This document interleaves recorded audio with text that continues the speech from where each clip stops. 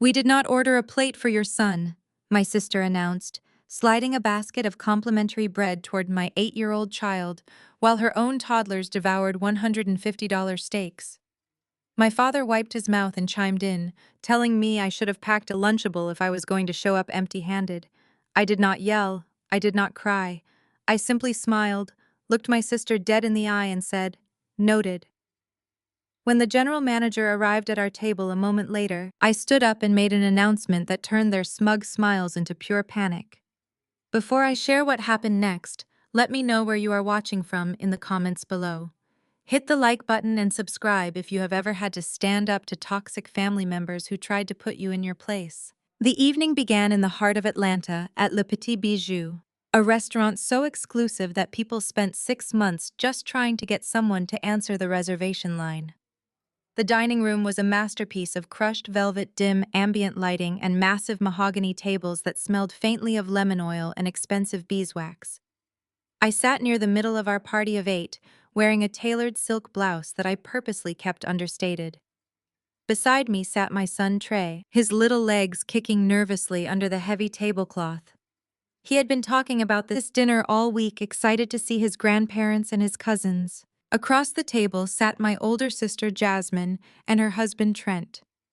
Trent was a white real estate developer who carried himself with the unearned arrogance of a man who believed the world was an ATM exclusively coded to his fingerprint.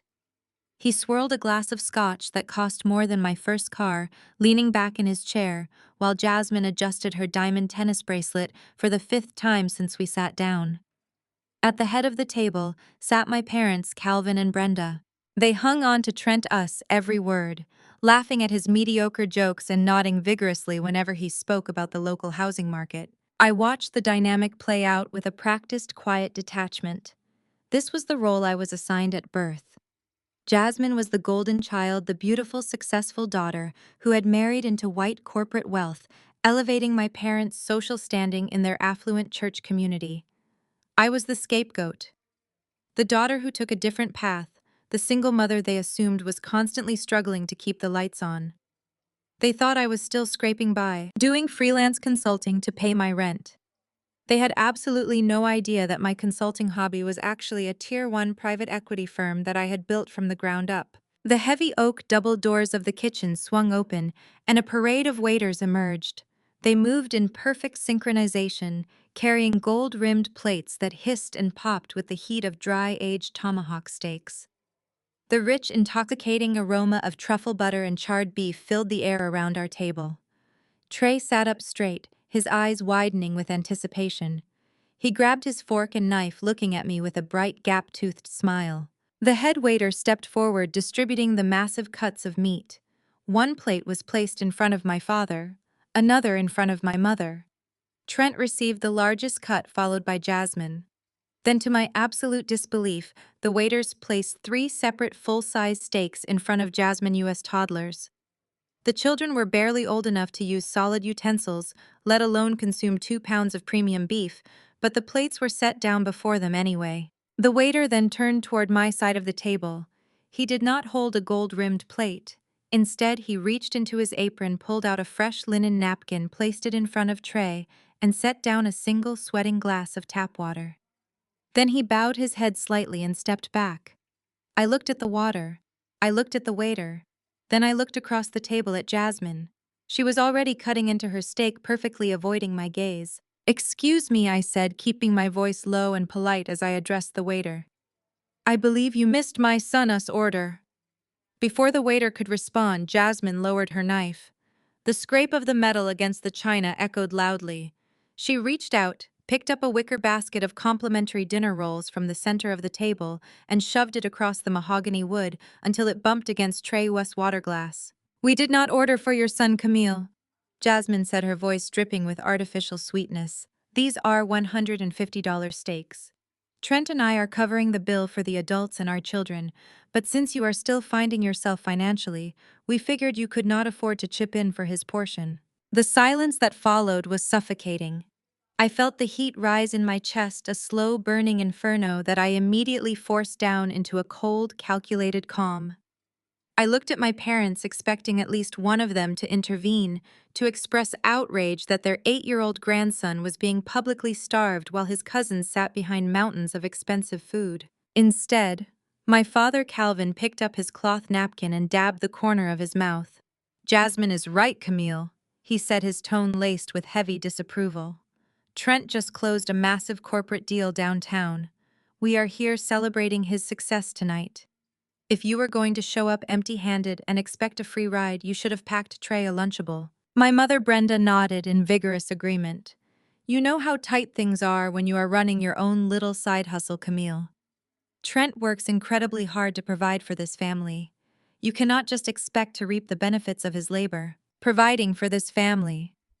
The words echoed in my mind, triggering a sharp, vivid memory of the truth they so desperately tried to hide.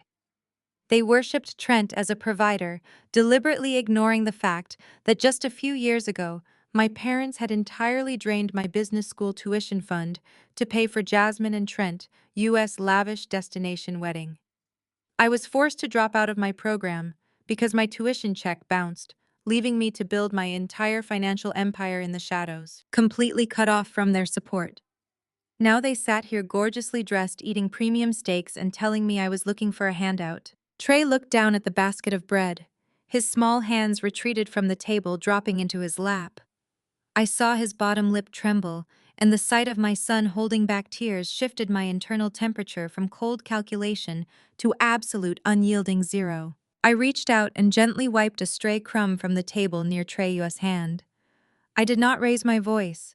I did not cause the loud emotional scene they were clearly hoping to provoke so they could call me unstable. I simply looked dead into Jasmine U.S. smug, expectant eyes and said, "Noted."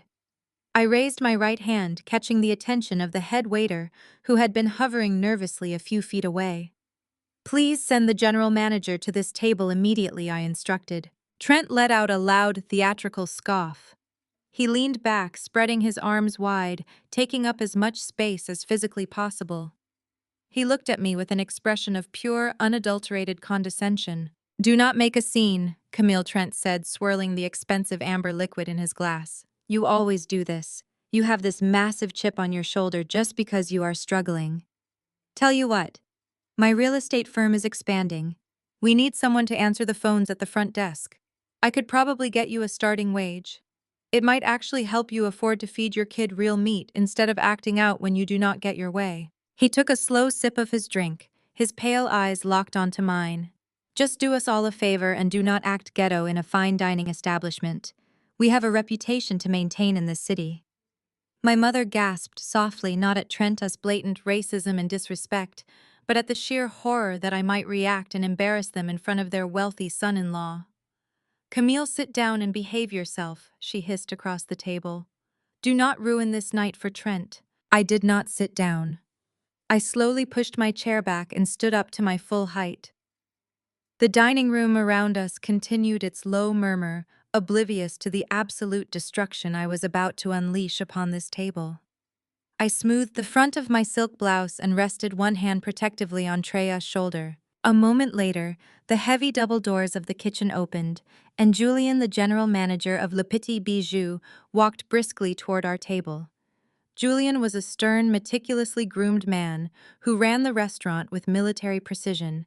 He commanded respect from every patron in Atlanta, terrifying even the most elite socialites with his strict adherence to rules and decorum. As Julien approached, my father immediately stood up, adopting a frantic, apologetic posture. "Lynn, I am so sorry about the disruption," my father stammered, holding his hands up in surrender.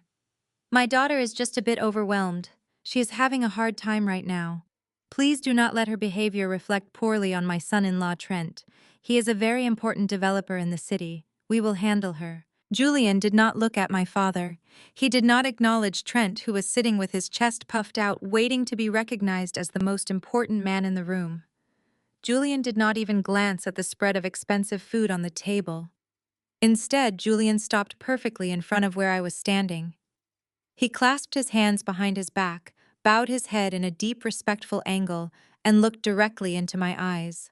"Good evening, Madam CEO," Julien said, his voice carrying clearly across the quiet dining room. "Is there a problem with the service tonight?" I locked eyes with the waiter who was already shifting his weight uncomfortably from foot to foot. "Excuse me," I said, keeping my tone perfectly measured so no one could accuse me of raising my voice. "I believe you missed my son. We will need a menu to put his order in." The waiter opened his mouth to speak, but Jasmine cut him off. The scrape of her fork against the china was deliberately loud. She reached into the center of the table, grabbed the wicker basket of complimentary dinner rolls, and slid it directly across the mahogany wood. The basket bumped against my sun's water glass. "We did not order for your son, Camille," Jasmine said, her voice dripping with that artificial southern sweetness she perfected for her country club wives group. "These are $150 steaks. Trent and I are covering the bill for the adults and our children today. But since you are still finding yourself financially, we figured you could not afford to chip in for his portion." I stared at the bread basket. 4 dinner rolls wrapped in a white napkin. That was her offering to my 8-year-old child, while her toddlers literally played with strips of premium dry-aged beef across the table. Before I could form the exact words to tear her apart, my dad, Calvin, wiped his mouth with his linen napkin and set it down with a heavy sigh. "Jasmine is right, Camille. My own father looked at my son, his grandson, and showed absolutely zero remorse. Trent just closed a massive corporate deal downtown," my dad continued. "We are here celebrating his success tonight. If you were going to show up empty-handed and expect a free ride, you should have packed Trey a lunchable. A lunchable. At a 5-star restaurant where they just spent nearly $1,000 on meat alone." I felt the heat rise in my chest, a slow, burning inferno that I immediately forced down into a cold and calculated calm. I looked at my parents, expecting at least my mother to intervene. Instead, Brenda adjusted her pearl necklace and nodded in vigorous agreement with my dad. "You know how tight things are when you are running your own little side hustle, Camille," my mother said. "Trent works incredibly hard to provide for this family. You cannot just expect to reap the benefits of his labor. We have to be mindful of his generosity. Providing for this family." The words echoed in my mind, triggering a sharp and vivid memory of the truth they so desperately tried to hide. They worshipped Trent as a provider, deliberately ignoring the fact that just 4 years ago, my parents had entirely drained my business school tuition fund. They took every dime I had saved from working double shifts, funds they had promised to hold in a joint family trust, and handed it over to pay for Jasmine and Trent's lavish destination wedding in Cabo. I was forced to drop out of my program because my tuition check bounced. I was left scrambling, working late nights to build my entire financial empire in the shadows, while completely cut off from their support. Now they sat here gorgeously dressed, eating premium steaks, telling me I was looking for a handout. I leaned forward, resting my arms on the table. "Mindful of his generosity, Mom. Is that what we are calling it now?" I kept my voice dangerously low. "Because last I checked, the only reason Trent had that spectacular beachfront wedding to show off his new promotion was because you and Dad drained the tuition account I built. The same tuition account that bounced my final semester check." My mother slammed her hand down on the table, rattling the crystal wine glasses. "How dare you bring that up right now?" she hissed, glancing nervously at the surrounding tables. Jasmine needed a wedding that reflected Trenta's social standing. His partners were flying in. You were just taking online classes anyway. Stop being bitter just because you are a single mother, and Jasmine actually gave us a complete respectable family. Respectable family. The phrase hung in the air, heavy and suffocating. Jasmine smirked, cutting another piece of steak and feeding it to her youngest child. "See, Trent. I told you she would make this about her. She always plays the victim." Trent finally joined the conversation. He leaned back in his chair, swirling the expensive amber liquid in his glass. He looked at me with an expression of pure, unadulterated condescension, the kind of look reserved for something stuck to the bottom of his shoe. "Do not make a scene," Camille, Trent said. "You always do this. You have this massive chip on your shoulder just because you are struggling in the real world. But look, I am a generous guy. Tell you what, my real estate firm is expanding. We need someone to answer the phones at the front desk. I could probably get you a starting wage. It might actually help you afford to feed your kid real meat instead of acting out when you do not get your way." He took a slow sip of his drink, his pale eyes locked onto mine, daring me to react. "Just do us all a favor. And do not act ghetto in a fine dining establishment. We have a reputation to maintain in this city. My blood ran entirely cold. The blatant racism. The absolute disrespect. He threw that word at me while sitting in a restaurant where I could buy and sell his entire existence without checking my bank balance. My mother gasped softly, not at Trent, us racist insult, but at the sheer horror that I might react and embarrass them. Camille, sit down and behave yourself, she whispered sharply. Do not ruin this night for Trent. I did not sit down. I looked beside me. Trey was looking down at the basket of bread. His small hands had retreated from the table, dropping into his lap. I saw his bottom lip tremble. The sight of my son holding back tears shifted my internal temperature from cold calculation to absolute and unyielding zero. They had crossed the line from disrespecting me to actively harming my child. I reached out and gently wiped a stray crumb from the table near Treya's hand. I leaned close to my son and whispered that he was about to have the best dinner of his life. Then I straightened my posture. I did not yell. I did not cause the loud emotional scene they were clearly hoping to provoke so they could validate their narrative about me being unstable. I simply looked dead into Jasmine's expectant eyes and said one word, noted. I raised my right hand, catching the attention of the head waiter, who had been hovering nervously a few feet away, unsure of how to handle the escalating family drama. Please send the general manager to this table immediately, I instructed clearly. Trent let out a loud and theatrical laugh. Oh, here we go. She is going to complain to the manager because we will not buy her dinner. This is pathetic, Camille, even for you. My dad shook his head, looking at me with pure disgust. You are embarrassing us, Camille. I am not paying a dime for whatever you try to order. You are going to sit there quietly, or you can take your son and leave. I smoothed the front of my silk blouse and rested one hand protectively on Treya's shoulder. The dining room around us continued its low murmur, completely oblivious to the absolute destruction I was about to unleash upon this table. I had spent years playing the bigger person. I had spent years staying quiet to keep the peace. I had spent years letting them believe their financial superiority gave them the right to treat me like garbage. That era ended tonight. A moment later, the heavy double doors of the kitchen opened. Julian, the general manager of the restaurant, walked briskly toward our table. Julian was a stern, meticulously groomed man who ran the establishment with military precision.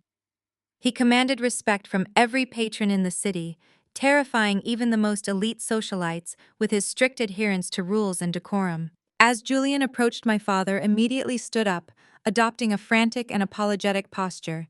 He reached into his suit jacket, preparing to pull out his wallet to smooth things over with a heavy tip. Julian, I am so sorry about the disruption, my father stammered, holding his hands up in a placating gesture. My daughter is just a bit overwhelmed. She is having a hard time right now financially. Please do not let her behavior reflect poorly on my son-in-law, Trent. He is a very important developer in the city. We will handle her. Just ignore her request. I stood perfectly still, waiting for the trap to spring shut on my family. Julian did not look at my father. He did not acknowledge Trent, who was sitting with his chest puffed out, waiting to be recognized as the most important man in the room.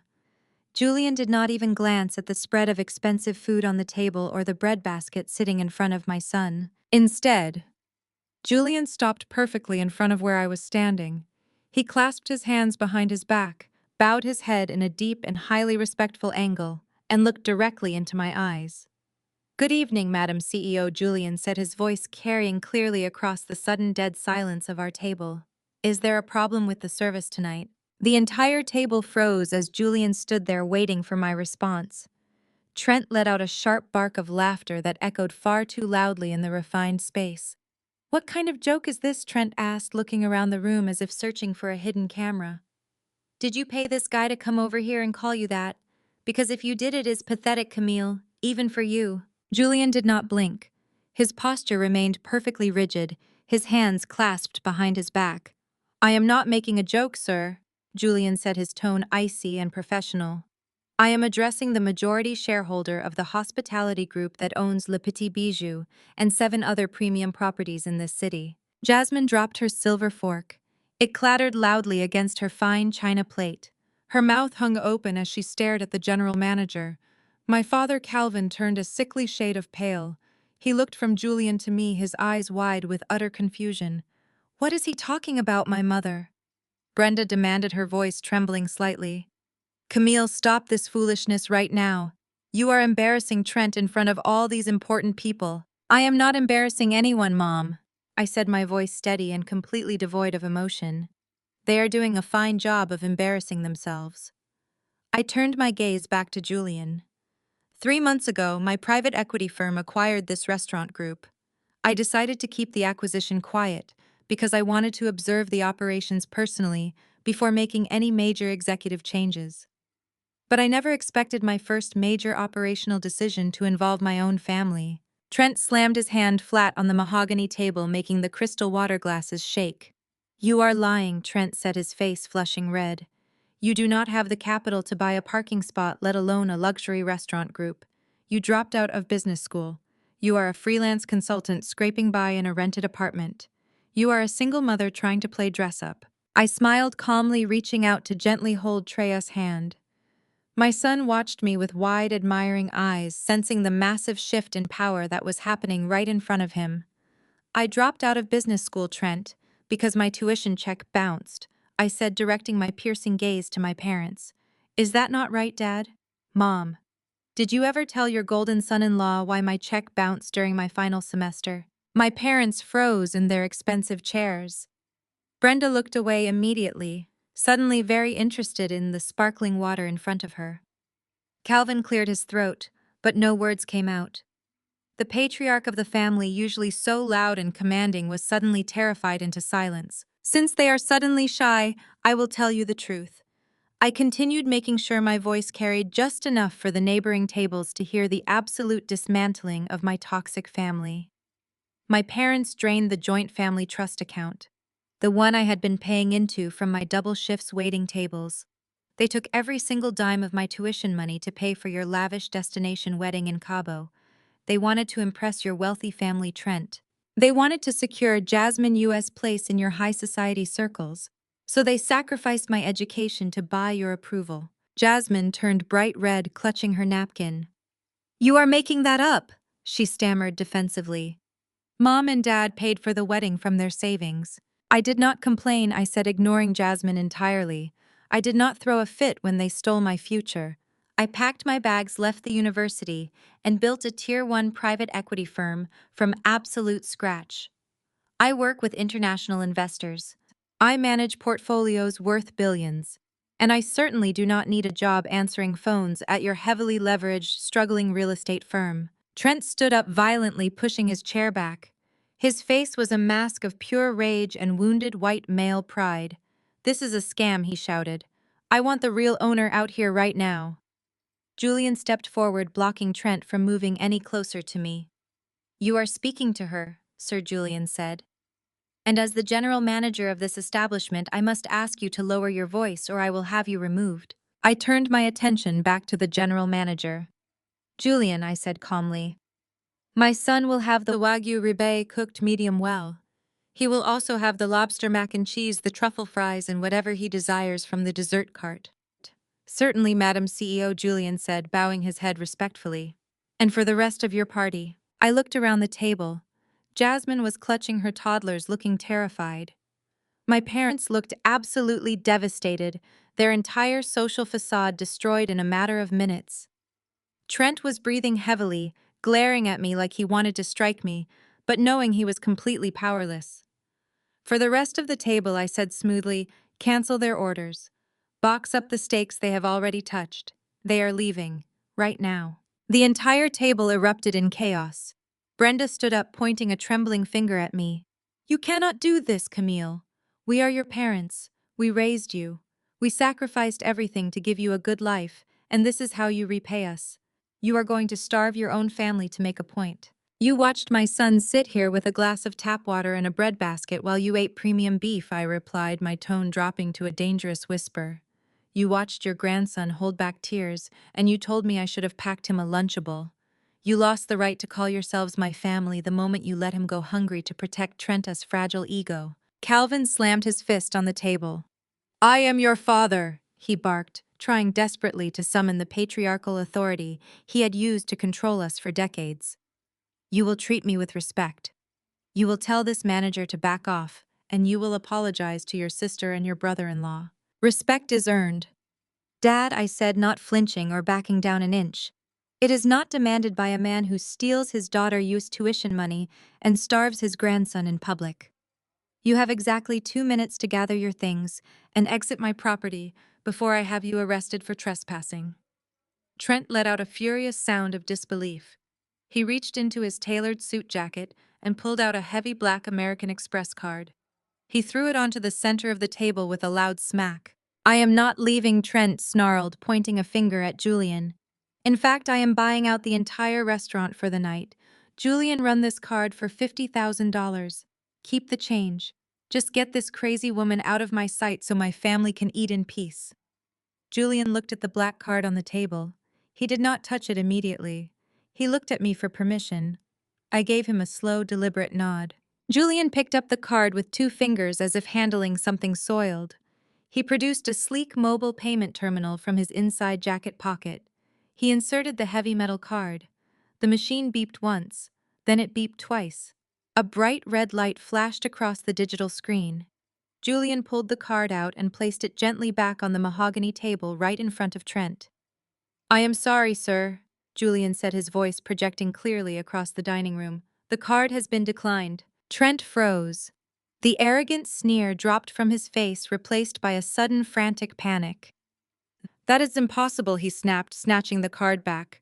"Run it again. Your machine is broken. I have a massive credit limit."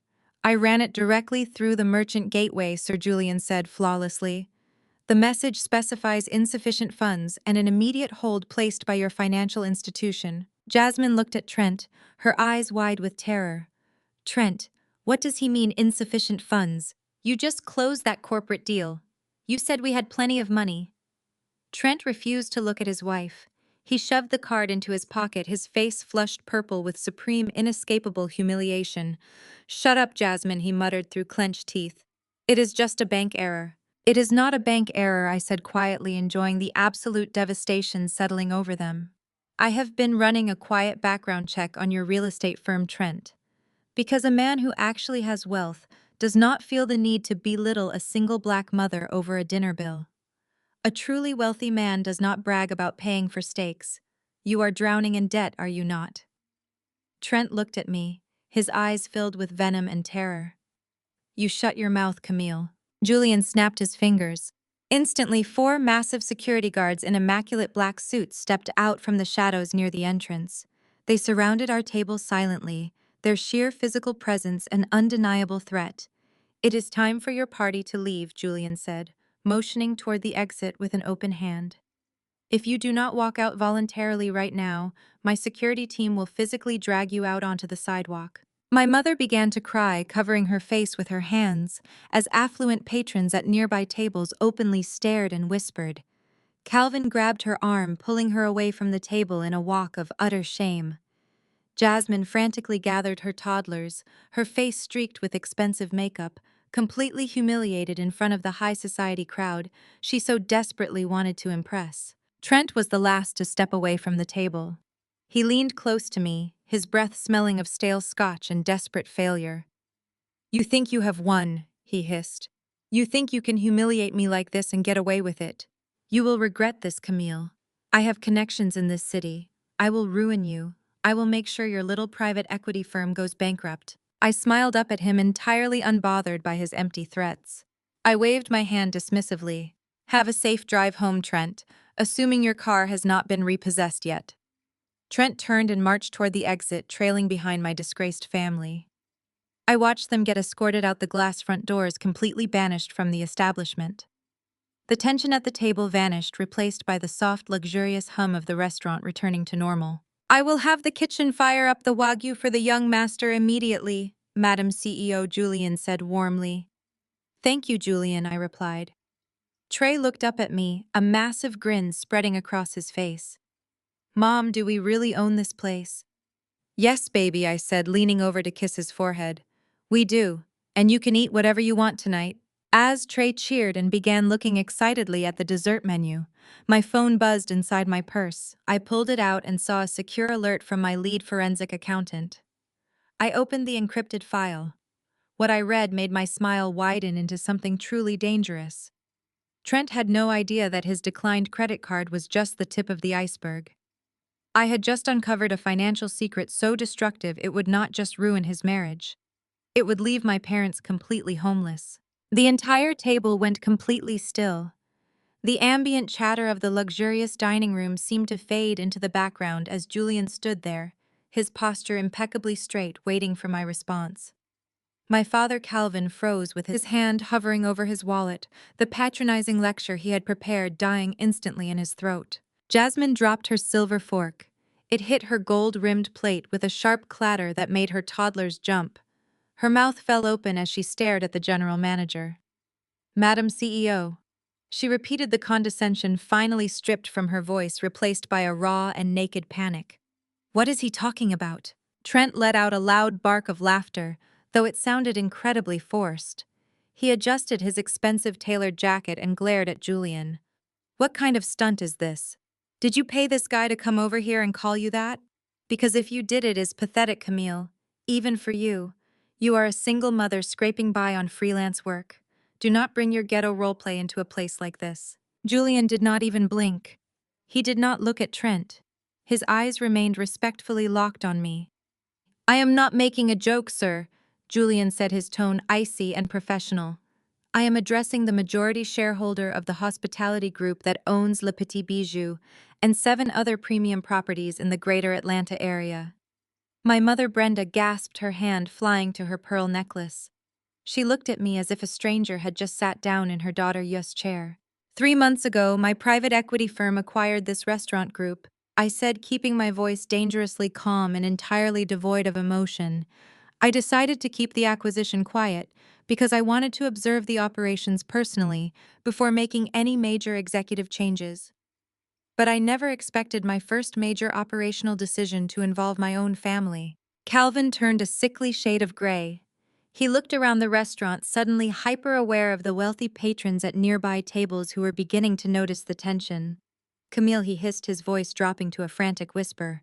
"Stop this foolishness right now. You are embarrassing Trent in front of all these important people." "I am not embarrassing anyone, Dad," I replied effortlessly.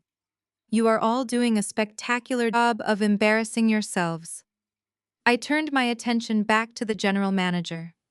"Julian, my son Trey, will have the Wagyu ribeye cooked medium well. He will also have the lobster mac and cheese, the truffle fries, and whatever he points to on the dessert cart. Bring it out immediately." "Certainly, Madam CEO," Julian said, bowing his head. "And for the rest of your party." I looked slowly around the table.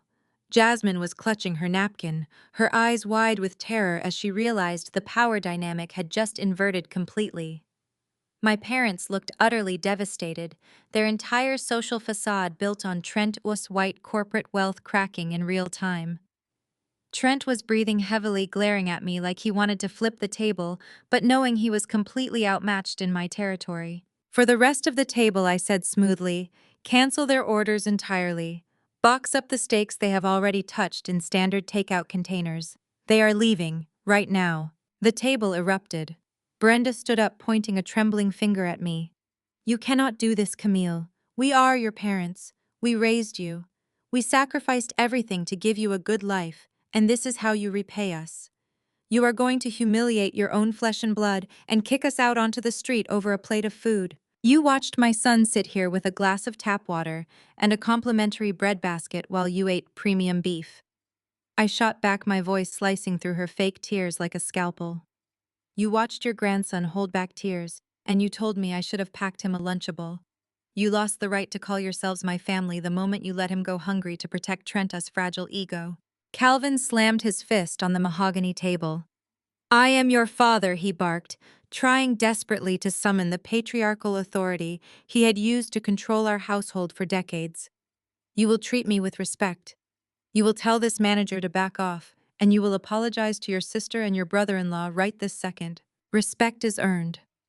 "Dad," I said, not flinching or backing down an inch. It is not demanded by a man who steals his daughter's future and starves his grandson in public. Brenda let out a dramatic sob, looking around to see if anyone was taking pity on her. We gave you everything, she wailed. We sacrificed all our savings for you. Sacrificed everything for me, Mom. I leaned forward, resting my arms on the table. Let us talk about your sacrifices. Let us talk about the business school tuition fund I worked double shifts to fill, which you and Dad legally controlled. The same fund you completely drained behind my back 4 years ago. Jasmine looked away immediately, suddenly very interested in her sparkling water. Trent frowned, looking between his wife and my parents. You drained my tuition to pay for Jasmine's lavish destination wedding in Cabo. I continued, making sure my voice carried just enough for the truth to land heavy and hard. You wanted to impress Trent's wealthy family so desperately that you let my final semester tuition check bounce.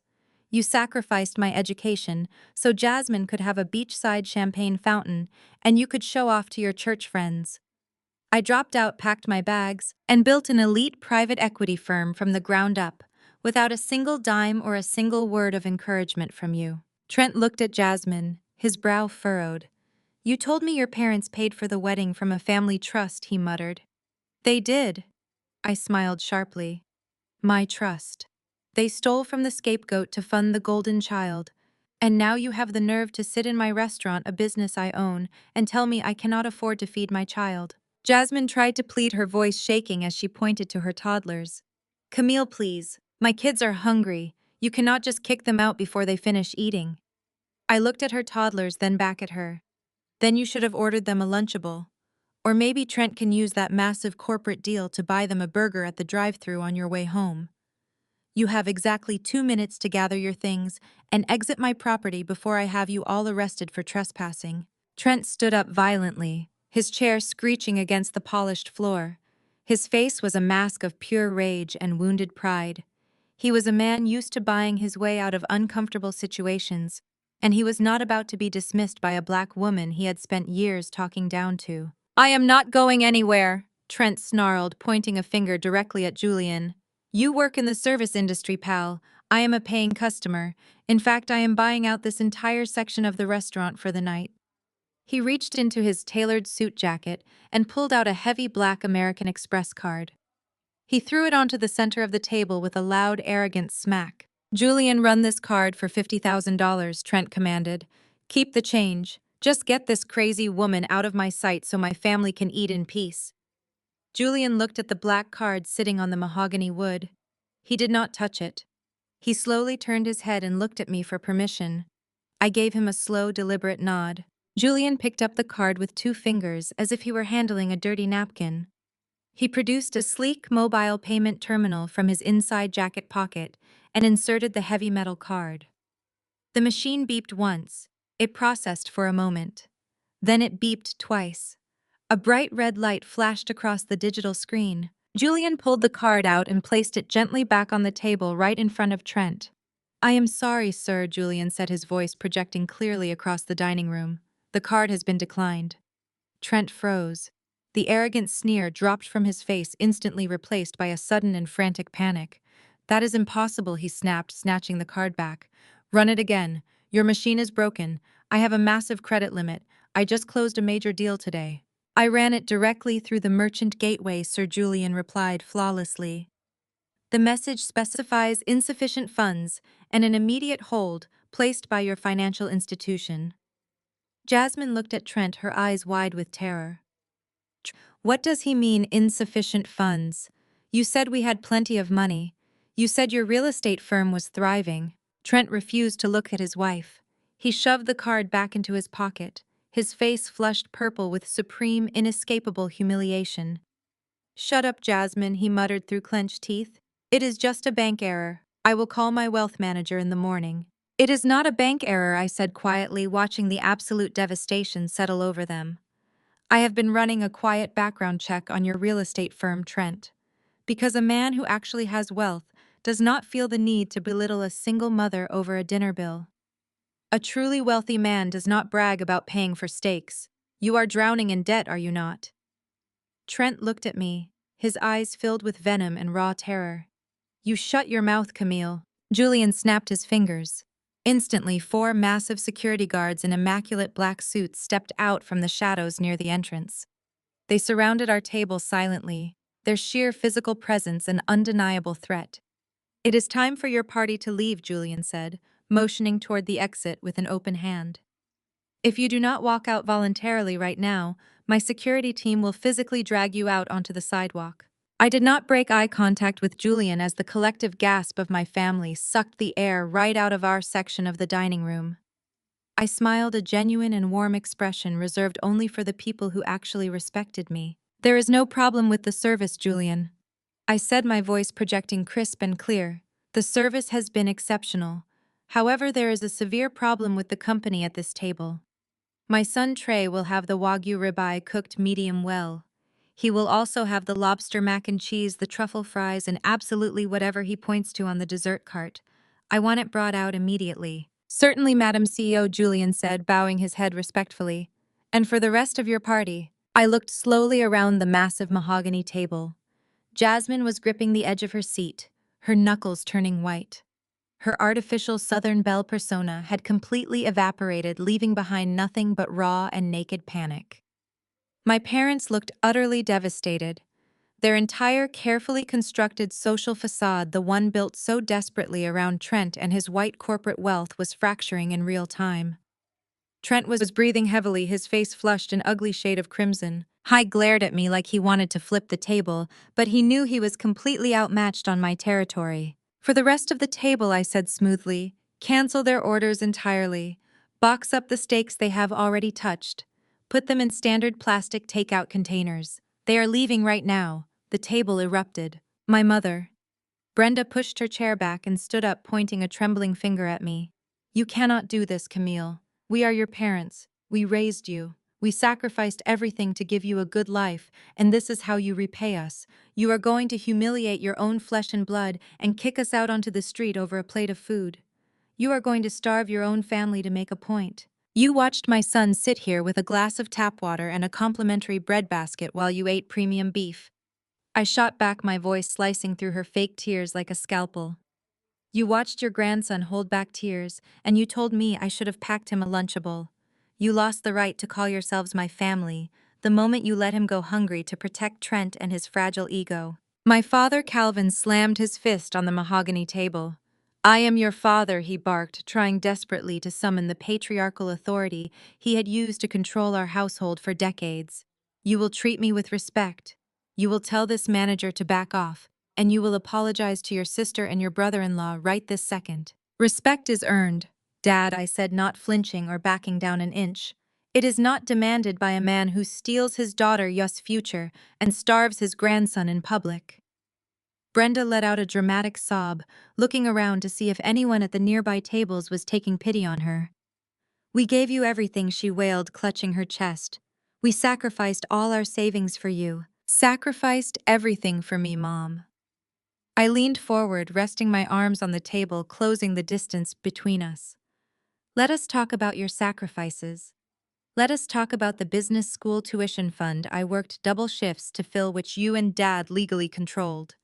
The same fund you completely drained behind my back 4 years ago." Jasmine looked away immediately, suddenly very interested in her sparkling water. Trent frowned, looking between his wife and my parents. "You drained my tuition to pay for Jasmine and her lavish destination wedding in Cabo."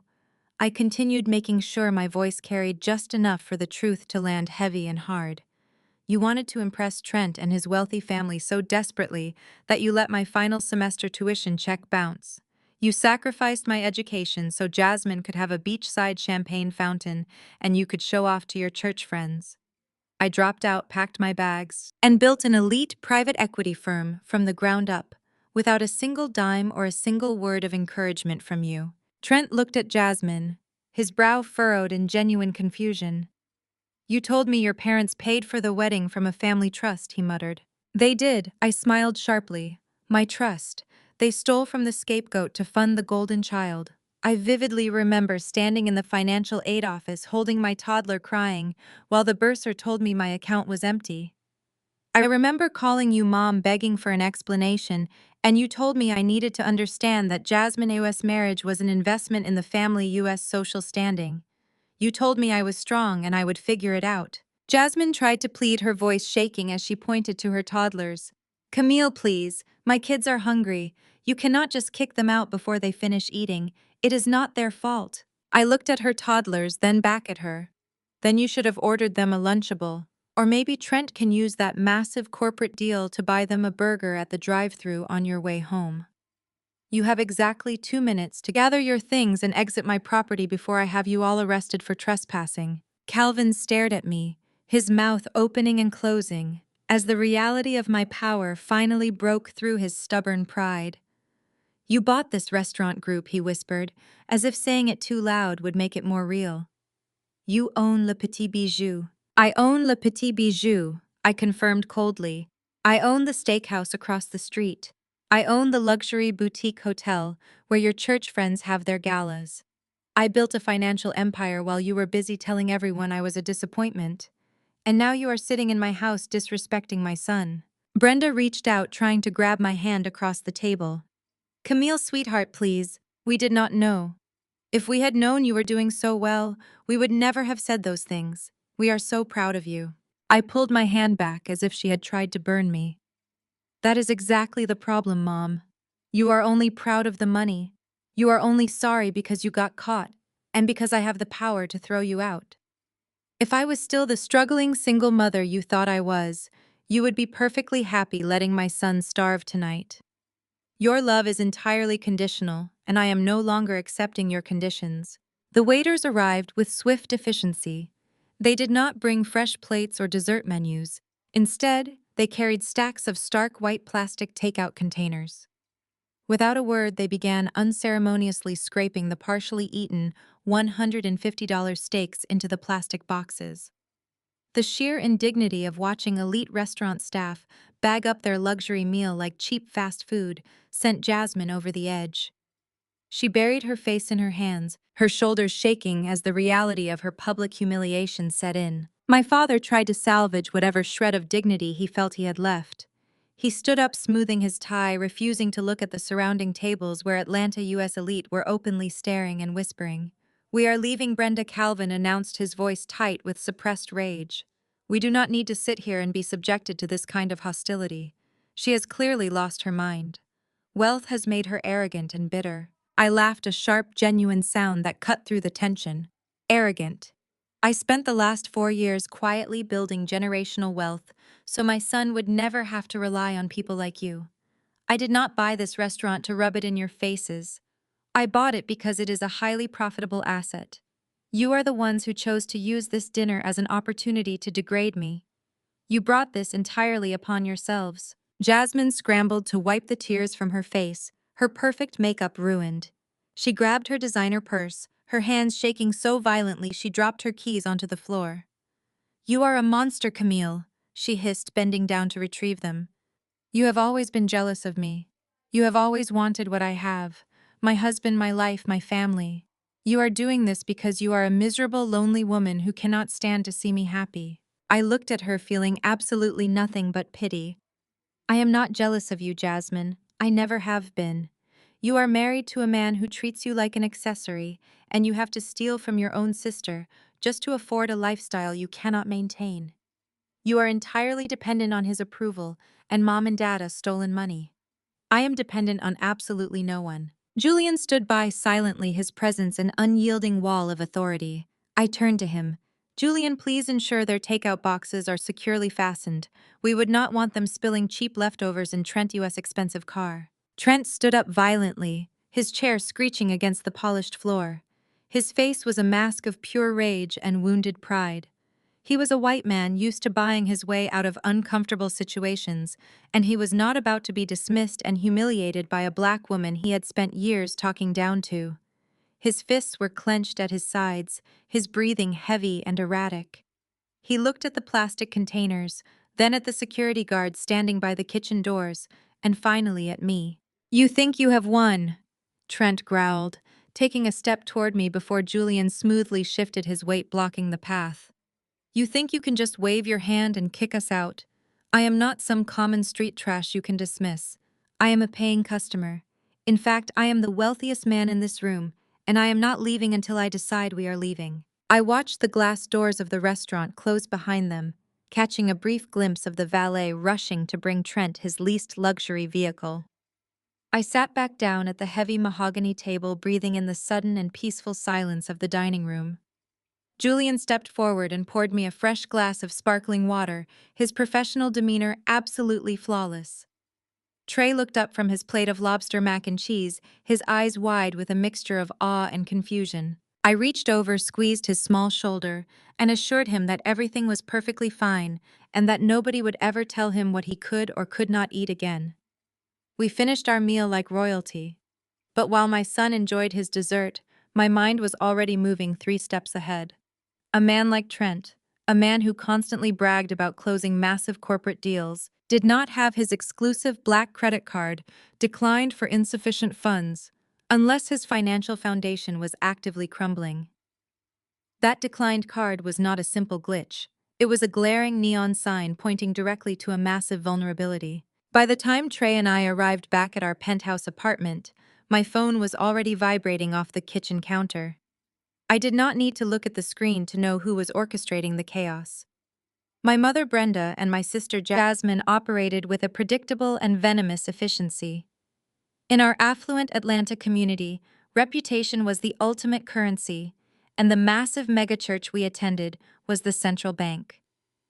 Over the next 3 weeks, they launched a relentless and coordinated smear campaign designed to completely assassinate my character before the truth of what happened at the restaurant could leak out to their social circle. The rumors spread through the church choir, the Women Us ministry, and the Sunday school carpool lines faster than a wildfire. My phone filled with text messages from nosy church aunties wrapping their harsh judgment in fake prayers. According to the narrative, Brenda and Jasmine were spinning I had suffered a severe mental breakdown. They told everyone in the congregation that I was fiercely jealous of Trent Yu's wealth and Jasmine Us' perfect marriage. The fabricated story was that I had followed them to the restaurant, caused a loud, unhinged scene, and had to be physically removed by security. They painted Trent as the gracious, generous provider who had tried to buy my son a meal only for me to throw it back in his face, out of bitter resentment and financial desperation. This was exactly how my mother had operated my entire life. She used her position as the head of the church hospitality committee to completely control the narrative of our family. When Jasmine wrecked 2 cars driving under the influence in her early 20s, Brenda convinced the entire congregation that Jasmine was suffering from a rare tragic vision impairment. But when I chose to move out at 19 to escape their constant belittling, Brenda stood at the pulpit and asked for public prayers for her rebellious, wayward daughter who had abandoned the family. They were using the exact same playbook now, trying to isolate me so nobody would believe a single word I said if I tried to defend myself. I did not defend myself to the church gossips. I did not post frantic explanations on social media or send angry group texts. I simply blocked the phone numbers of the women who sent me passive-aggressive Bible verses about honoring thy father and mother. Let them talk. Gossip is the weapon of people who have no real power. While Jasmine was busy crying fake tears in the church foyer about her unstable sister, I was sitting in my corner office overlooking the Atlanta skyline, making strategic moves that would permanently dismantle her entire existence. I buzzed my assistant and told her to send in Elias. Elias was the lead forensic accountant at my private equity firm. He was a brilliant, ruthless financial analyst who could find a hidden offshore account faster than most people could find their car keys. He walked into my office carrying a secure tablet, already knowing by my tone that I had a special assignment for him. I told him to drop whatever portfolio he was currently analyzing and focus entirely on Trent U.S. real estate investment firm. I wanted to know absolutely everything. I wanted his tax returns, his corporate filings, his outstanding liabilities, and a complete audit of his recent property acquisitions. Elias looked surprised for a fraction of a second, knowing Trent was technically my brother-in-law. But Elias also knew me well enough to never question a direct order. I explained that Trent had tried to run a $50,000 charge on a premium credit card that bounced for insufficient funds. Elias immediately understood the assignment. Wealthy real estate developers might have cash flow tied up in hard assets, but they do not bounce cards in restaurants unless their liquid capital has completely evaporated. I told Elias to dig into the bedrock of Trent U.S. Company and find the rot I knew was hiding down there. While Elias dug into the financial records, the family harassment escalated. My father left me a scathing voicemail, demanding I call him immediately and apologize for disrespecting Trent. He threatened to cut me out of the family completely entirely unaware that I had already severed the cord myself. Jasmine went a step further. She had her wealthy country club friends start leaving fake negative reviews on the social media pages of the restaurant group I owned, trying to damage my business out of pure spite. They called the food terrible, the management hostile, and claimed the establishment was going downhill quickly.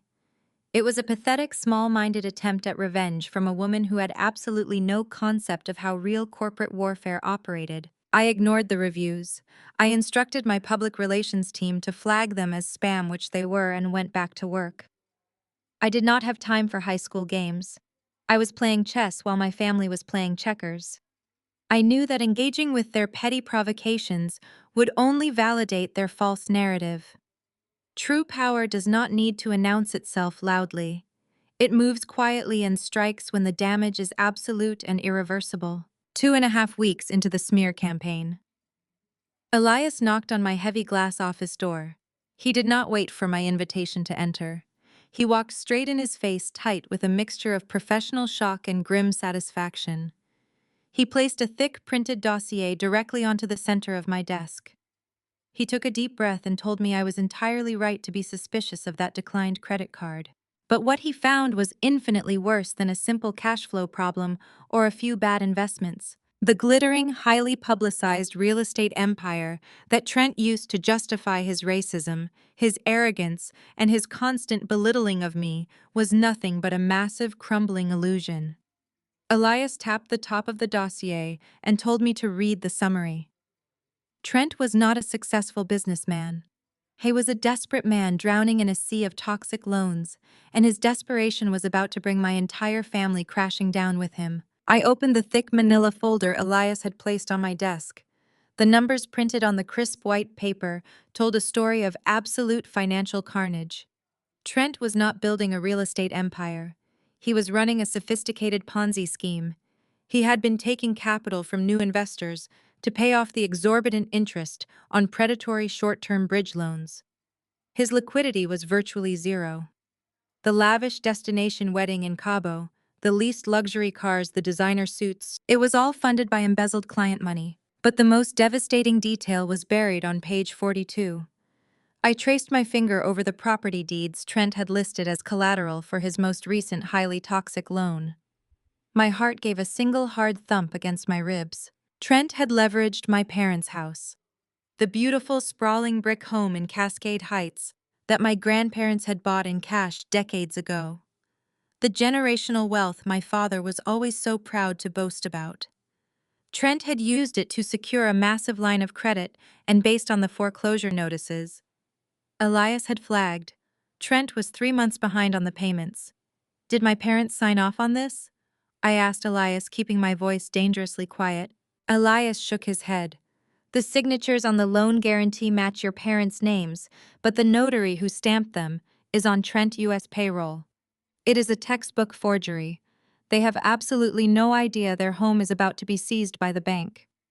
I leaned back in my leather executive chair. The irony was suffocating. My parents had drained my tuition fund to buy Jasmine a seat at Trent U.S. table, and Trent was going to reward their blind loyalty by leaving them homeless. Over the next 3 weeks, I did not warn them. I did not call my father to tell him his golden son-in-law was a fraud. Instead, I let them dig their own social graves. Brenda and Jasmine went on a relentless scorched earth warpath through our Atlanta community and their sprawling megachurch. The congregation at Greater Fellowship Ministries was tightly knit and thrived on high society gossip. My mother, armed with fake tears, and her position on the hospitality committee weaponized that gossip with lethal precision. I found out exactly how far the lies had spread when I received a phone call from Aunt Valerie. She was not a blood relative, but one of those deeply embedded church elders who made everyone else's business her personal ministry. Camille's sweetheart. Aunt Valerie said, her voice dripping with that manufactured syrupy concern designed to mask pure judgment. We have all been praying for you.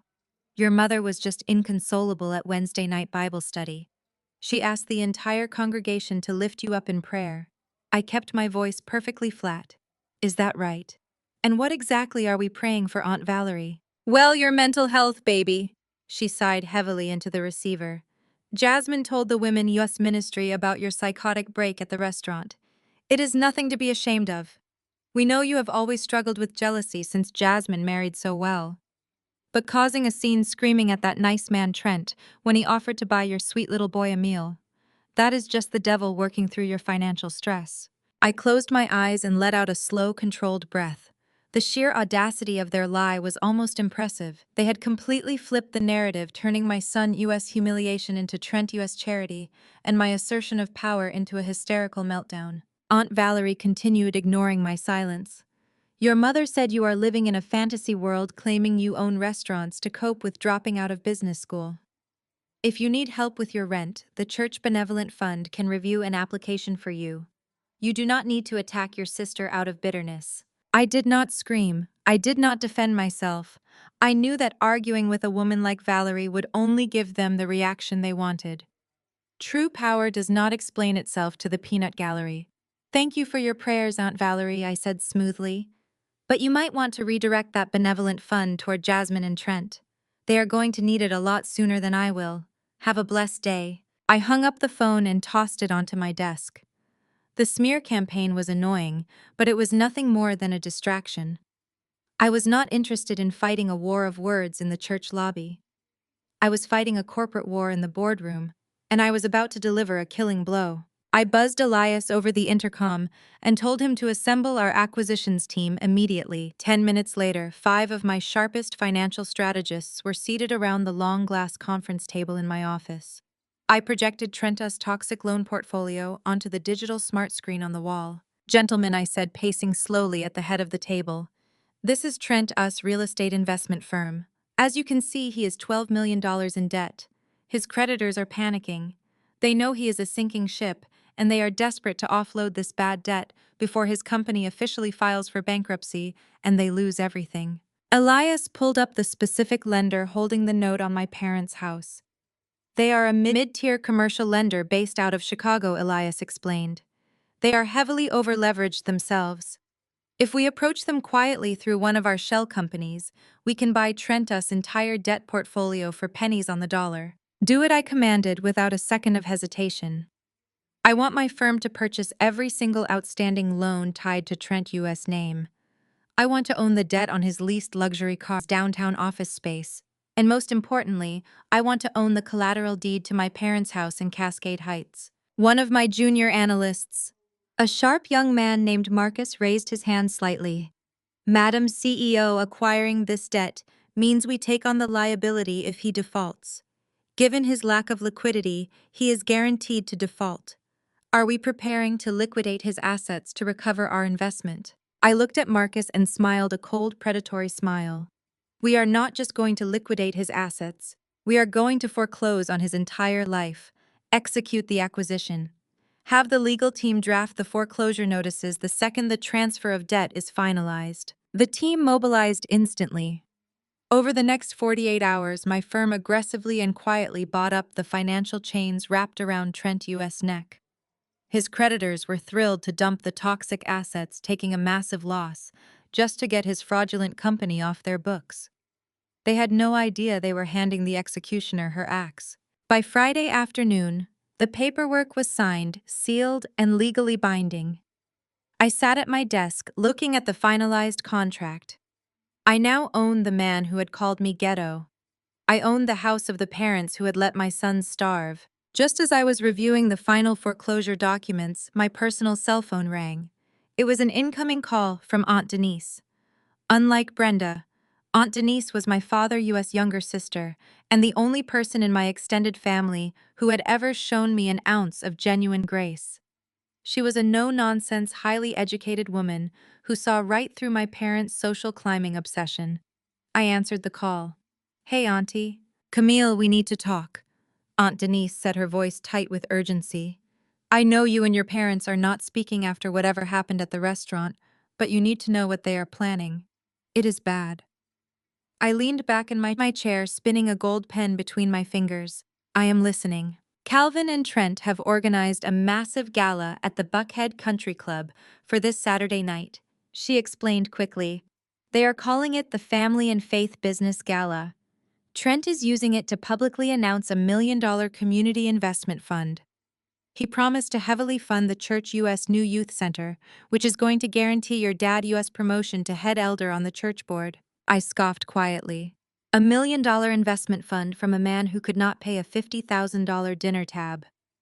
Trent was doubling down on his fraud, trying to secure his social standing before the financial floor collapsed beneath him. That is not the worst part. Aunt Denise continued, lowering her voice, as if someone might overhear her. Brenda and Jasmine have specifically invited your biggest local competitors in the consulting industry. They are going to use the gala to publicly smear your name in front of Atlanta U.S. elite. Brenda has prepared a whole tearful speech about how they are creating this fund because they could not save their estranged, mentally unstable daughter from financial ruin. They are going to use your supposed downfall to make Trent look like a savior. I stopped spinning the pen. The sheer calculated malice of their plans settled over me. They were not just content with gossiping in the church pews. They wanted to destroy my professional reputation in front of my peers. They wanted to publicly execute my character to elevate the white man who was secretly driving them into bankruptcy.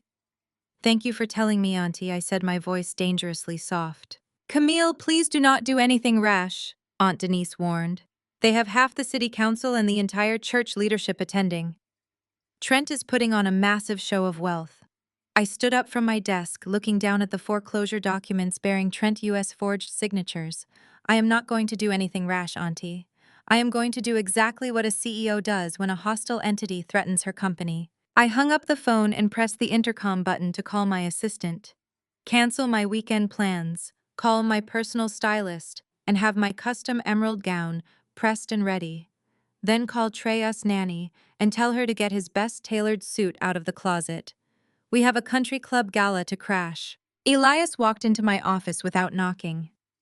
In the high-stakes world of private equity, a closed door was a boundary, but Elias was my lead forensic accountant, and he knew that an active investigation superseded normal office protocol. He carried a thick leather-bound portfolio, his face an unreadable mask of intense concentration. I set down my pen and leaned back in my chair, watching as he dropped the heavy file directly onto the center of my desk. The dull thud echoed in the quiet space of my corner office overlooking the Atlanta skyline. You were entirely right to be suspicious of that declined credit card, Elias said, taking a seat across from me. He did not waste time with pleasantries. But what I found is infinitely worse than a simple cash flow problem or a few bad investments. I opened the folder. The numbers printed on the crisp white paper told a story of absolute financial carnage. I scanned the top sheet, my eyes catching the bold red figures highlighting the deficit. $12 million. Trent was $12 million in debt. He is not building a real estate empire. Elias explained, his voice low and steady. He is running a highly sophisticated, incredibly reckless Ponzi scheme. He has been taking capital from new investors to pay off the exorbitant interest on predatory short-term bridge loans. His actual liquidity is virtually zero. I stared at the spreadsheets tracking the flow of stolen money. The lavish destination wedding in Cabo that my parents drained my tuition fund to pay for. The leased luxury vehicles Trent drove to family dinners to flex his perceived superiority. The designer suits, the expensive watches, the glittering diamonds Jasmine flaunted every single Sunday in the front pew of the church. All of it was an illusion. It was funded by embezzled client money. Trent was robbing Peter to pay Paul, and he had run out of Peters to rob. He is desperate. Elias continued, tapping a specific column on the second page. His primary lenders are panicking. They know he is a sinking ship, and they are gearing up to call in his notes. He has been faking his asset reports for months to keep them at bay, but the grace period is over. I felt a cold, sharp smile touch the corners of my mouth. A man who called me ghetto and told me I could not afford to feed my child was quite literally stealing money just to keep the lights on in his leased office space. The sheer, unadulterated audacity of his white privilege was staggering. He believed his tailored suits and his smooth corporate jargon would shield him from the consequences of massive financial fraud. But Elias was not finished. He reached across the desk and flipped the report to page 42. His expression shifted from professional detachment to something much heavier. "You need to look at the collateral he used to secure his most recent highly toxic loans," Elias said softly. "The lenders required hard assets, real property with clear unencumbered titles. Trent ran out of commercial properties to leverage a year ago." I looked down at the highlighted section of the property deeds. My heart gave a single hard thump against my ribs, and the temperature in my office seemed to drop 10 degrees. Listed right there in black and white was the address of a beautiful, sprawling brick home in Cascade Heights. It was my parents' house. I stared at the address, the letters swimming slightly before my eyes. This was not just a piece of real estate. This was the crown jewel of our family history. My grandfather had worked 3 grueling jobs in the segregated South to buy that property in cash. He had passed it down to my father completely paid off. It was the ultimate symbol of generational wealth in our family. My father, Calvin, wore the ownership of that Cascade Heights estate like a badge of absolute honor. It was the physical manifestation of his pride, the very foundation of his status as a respected elder in our community. And Trent had handed it over to a group of ruthless commercial lenders to save his own skin. Did my parents sign off on this? I asked, my voice dropping to a dangerous, deadly whisper. I looked up at Elias, my hands gripping the edge of the mahogany desk so tightly my knuckles turned pale. "Tell me they did not volunteer their home to cover his gambling." Elias shook his head firmly. "The signatures on the loan guarantee match your parents' names. But I ran a background check on the notary public who stamped and certified the documents. The notary is a man named Kevin who happens to be on Trent Direct payroll. It is a textbook forgery. Trent fabricated their consent. He stole the deed, forged their signatures, and leveraged the property behind their backs. They have absolutely no idea their home is tied to his failing business." I leaned back in my leather executive chair, the leather creaking slightly in the heavy silence of the room. The irony was so thick it was genuinely suffocating. My parents had sacrificed my education, my future, and my son's well-being to buy Jasmine a seat at Trent's table. They had worshipped the ground this man walked on simply because he presented them with proximity to whiteness and corporate power. They had drained my tuition trust fund to finance a wedding to a man who was actively and criminally robbing them blind. And the ultimate betrayal was imminent. Elias pointed to the bottom of the page, tracing a line under the default clauses. "Trent has missed the last 3 payments on this specific bridge loan," Elias explained grimly. "The lender holding the note on the Cascade Heights property is a mid-tier commercial firm based out of Chicago. They are heavily over-leveraged themselves. They are not going to grant him any extensions. According to the internal communications we intercepted, they are preparing to execute the default clauses by the end of the month." I did the math in my head. That meant my parents had less than 3 weeks before the bank initiated formal foreclosure proceedings. Less than 3 weeks before the sheriff showed up at their front door with an eviction notice forcing them to pack their belongings into trash bags and leave the home. My grandfather had broken his back to secure. "They are going to be homeless," I said aloud, tasting the reality of the words. Elias nodded slowly. "Unless Trent suddenly produces $12 million in clean capital, the Chicago firm will seize the house to recoup their losses. And given the ongoing federal investigation into his embezzlement, Trent is far more likely to end up in a federal penitentiary than a bank vault." I stood up and walked over to the floor-to-ceiling windows overlooking the sprawling, sunlit canopy of Atlanta. Down there, somewhere in the affluent suburbs, my mother Brenda was probably sitting at a country club luncheon, sipping iced tea and telling her church friends how unstable and jealous I was. She was actively trying to destroy my reputation to protect a man who had already stolen the very roof over her head. She was defending her own executioner. A weaker person might have picked up the phone.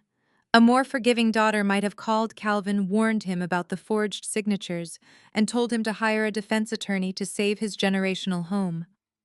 But I was not that daughter anymore. They had killed that version of me the moment they slid a breadbasket toward my hungry child and told me I was a failure. I did not feel pity. I did not feel the urge to rescue them from the burning building they had locked themselves inside. I felt a cold, sharp, terrifying sense of absolute justice. They had made their bed with Trent. They had chosen his illusion of wealth over my actual blood, sweat, and tears. Now they were going to have to sleep in the ashes of the empire they worshipped. I turned back to Elias. The Chicago firm holding the note on my parents' house, I said, pacing slowly back to my desk. You mentioned they are over-leveraged and panicking about Trent default. They are desperate to offload this bad debt, Elias confirmed.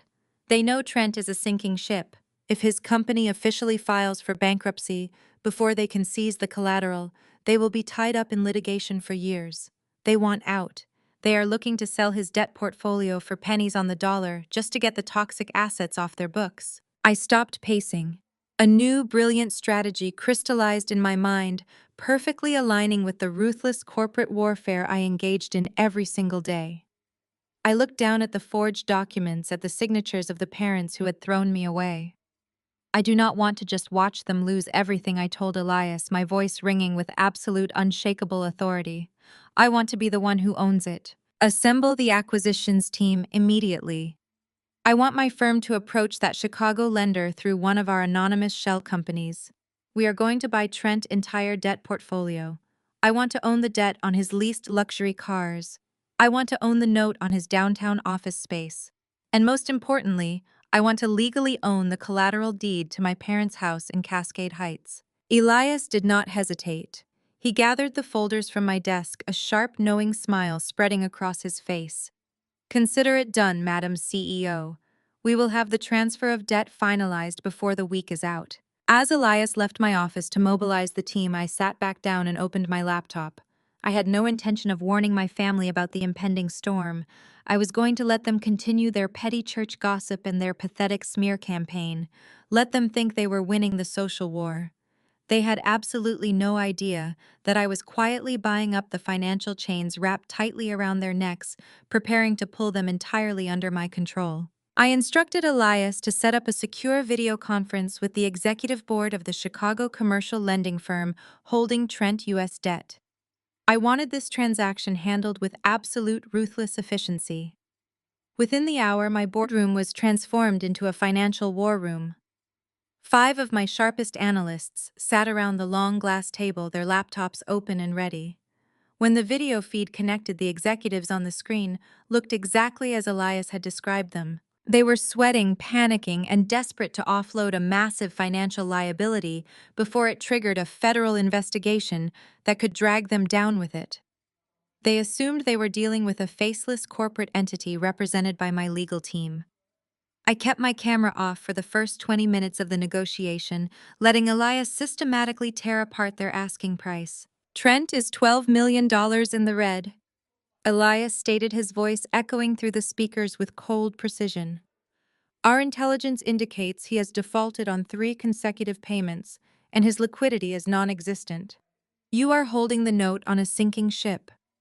If he files for bankruptcy tomorrow, you will spend the next 5 years fighting for scraps in federal court. We are offering you a clean exit today, $3 million in cash for the entire debt portfolio. You take a loss on paper, but you walk away without the legal exposure. The Chicago executives blustered and argued, attempting to leverage the collateral Trent had provided to inflate the price.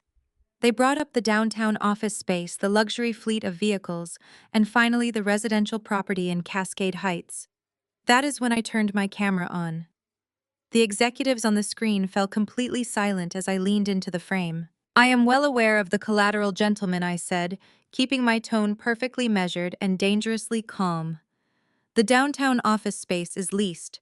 The vehicles are heavily depreciated assets, and the deed to the residential property in Cascade Heights was secured using a forged notary stamp provided by an employee on Trent U.S. Direct payroll. If you attempt to seize that specific house, you will be walking into a massive fraud investigation. My firm is offering to buy your problem and bury it. $3 million is my final offer.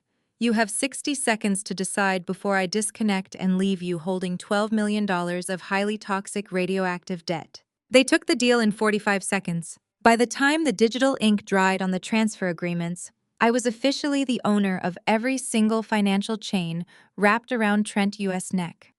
I owned the note on the office building where he pretended to be a real estate mogul. I owned the debt on the matching luxury SUVs he and Jasmine drove to church every Sunday to show off to the congregation. And most importantly, I legally possessed the collateral deed to my parents' fully paid generational home. The very house my grandfather had broken his back to buy in cash decades ago was now entirely under my control. Elias printed the finalized documents and placed the heavy stack directly in front of me. I ran my fingers over the crisp paper, feeling the absolute undeniable weight of true power. Trent had spent years treating me like a charity case while he was secretly robbing my family blind. My parents had enabled his arrogance because they were obsessed with the illusion of his white corporate wealth. Now I held the absolute destruction of that illusion in the palm of my hand. My office phone buzzed, interrupting the quiet satisfaction of the moment. My assistant informed me that my father Calvin was on line 1 demanding to speak with me immediately. I signaled Elias to stay in the room and put the call on speakerphone. I wanted a witness to the delusion. "Camille, you need to listen to me, and you need to listen closely," Calvin barked the moment the line connected. His voice was thick with that patriarchal authority he always tried to wield like a weapon.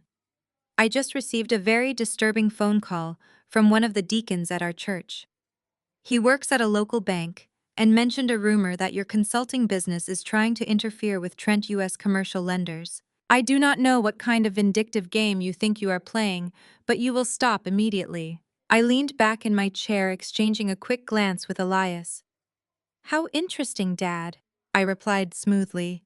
"And why would my business operations concern you at all? You made it very clear at the restaurant that I am just a struggling single mother." "Do not use that tone with me," Calvin snapped. "Trent is a highly successful developer who provides for this family. You have been insanely jealous of his wealth and Jasmine U.S. beautiful marriage since the day they met. First, you cause a psychotic scene at a high-end restaurant, embarrassing us in front of the entire city. Now you are spreading malicious gossip about his business finances just because he offered you a low-level job to help you feed your son." The sheer audacity of his delusion was staggering. He was sitting inside a house that was weeks away from being seized by the bank, actively defending the man who had forged his signature to steal it. "You always want to destroy what you cannot have," Calvin continued, his voice rising with misplaced righteous anger. "It is the exact same bitter attitude you had when you dropped out of business school. Instead of taking out a simple student loan to finish your degree, you threw a massive tantrum and cut us off just because we needed to use the family trust to ensure Jasmine had a respectable wedding. You never understood the concept of family sacrifice." I looked down at the foreclosure notices sitting on my desk. The notices that gave me the legal right to evict him and my mother with 30 days' notice. "Family sacrifice," I repeated, letting the words hang in the air. "That is a fascinating concept, Dad. Tell me, does Trent understand family sacrifice?" "Trent understands responsibility," Calvin shot back instantly. "Which is exactly why your mother and I are calling to officially uninvite you from the church gala this weekend. We cannot risk you showing up and causing another unhinged scene while Trent is conducting major business. You need to do some serious praying, Camille. You need to ask the Lord to remove this bitter jealousy from your heart before it consumes you completely. Do not contact us or your sister until you are ready to offer a genuine apology." The line went dead. Calvin had hung up, confident that he had successfully put me in my place. He thought he had delivered the final word, shutting the door on his problematic daughter to protect his golden son-in-law. Elias let out a low whistle, shaking his head in sheer disbelief. "I have audited a lot of corrupt companies, Madam CEO. But I have never seen a level of aggressive ignorance quite like that. Do you want the legal department to draft the eviction notices for the Cascade Heights property today?" "Not yet," I said, a cold, sharp smile spreading across my face. "I am not going to send a process server to their front door. That is far too quiet. They want to play respectability politics in front of their megachurch and their country club friends. I am going to let them put on their best clothes and walk right onto the stage before I pull the trapdoor." Just as Elias gathered his files to leave, my personal cell phone rang. It was an incoming call from Aunt Denise, my father's younger sister, and the only person in my extended family who had ever shown me an ounce of genuine grace. She was a highly educated, no-nonsense woman who saw right through my parents' social climbing obsession. I answered the call immediately. "Camille, we need to talk," Aunt Denise said, her voice tight with anxiety and urgency. "I know you and your parents are not speaking after whatever happened at the restaurant last month, but you need to know what they are planning for this weekend.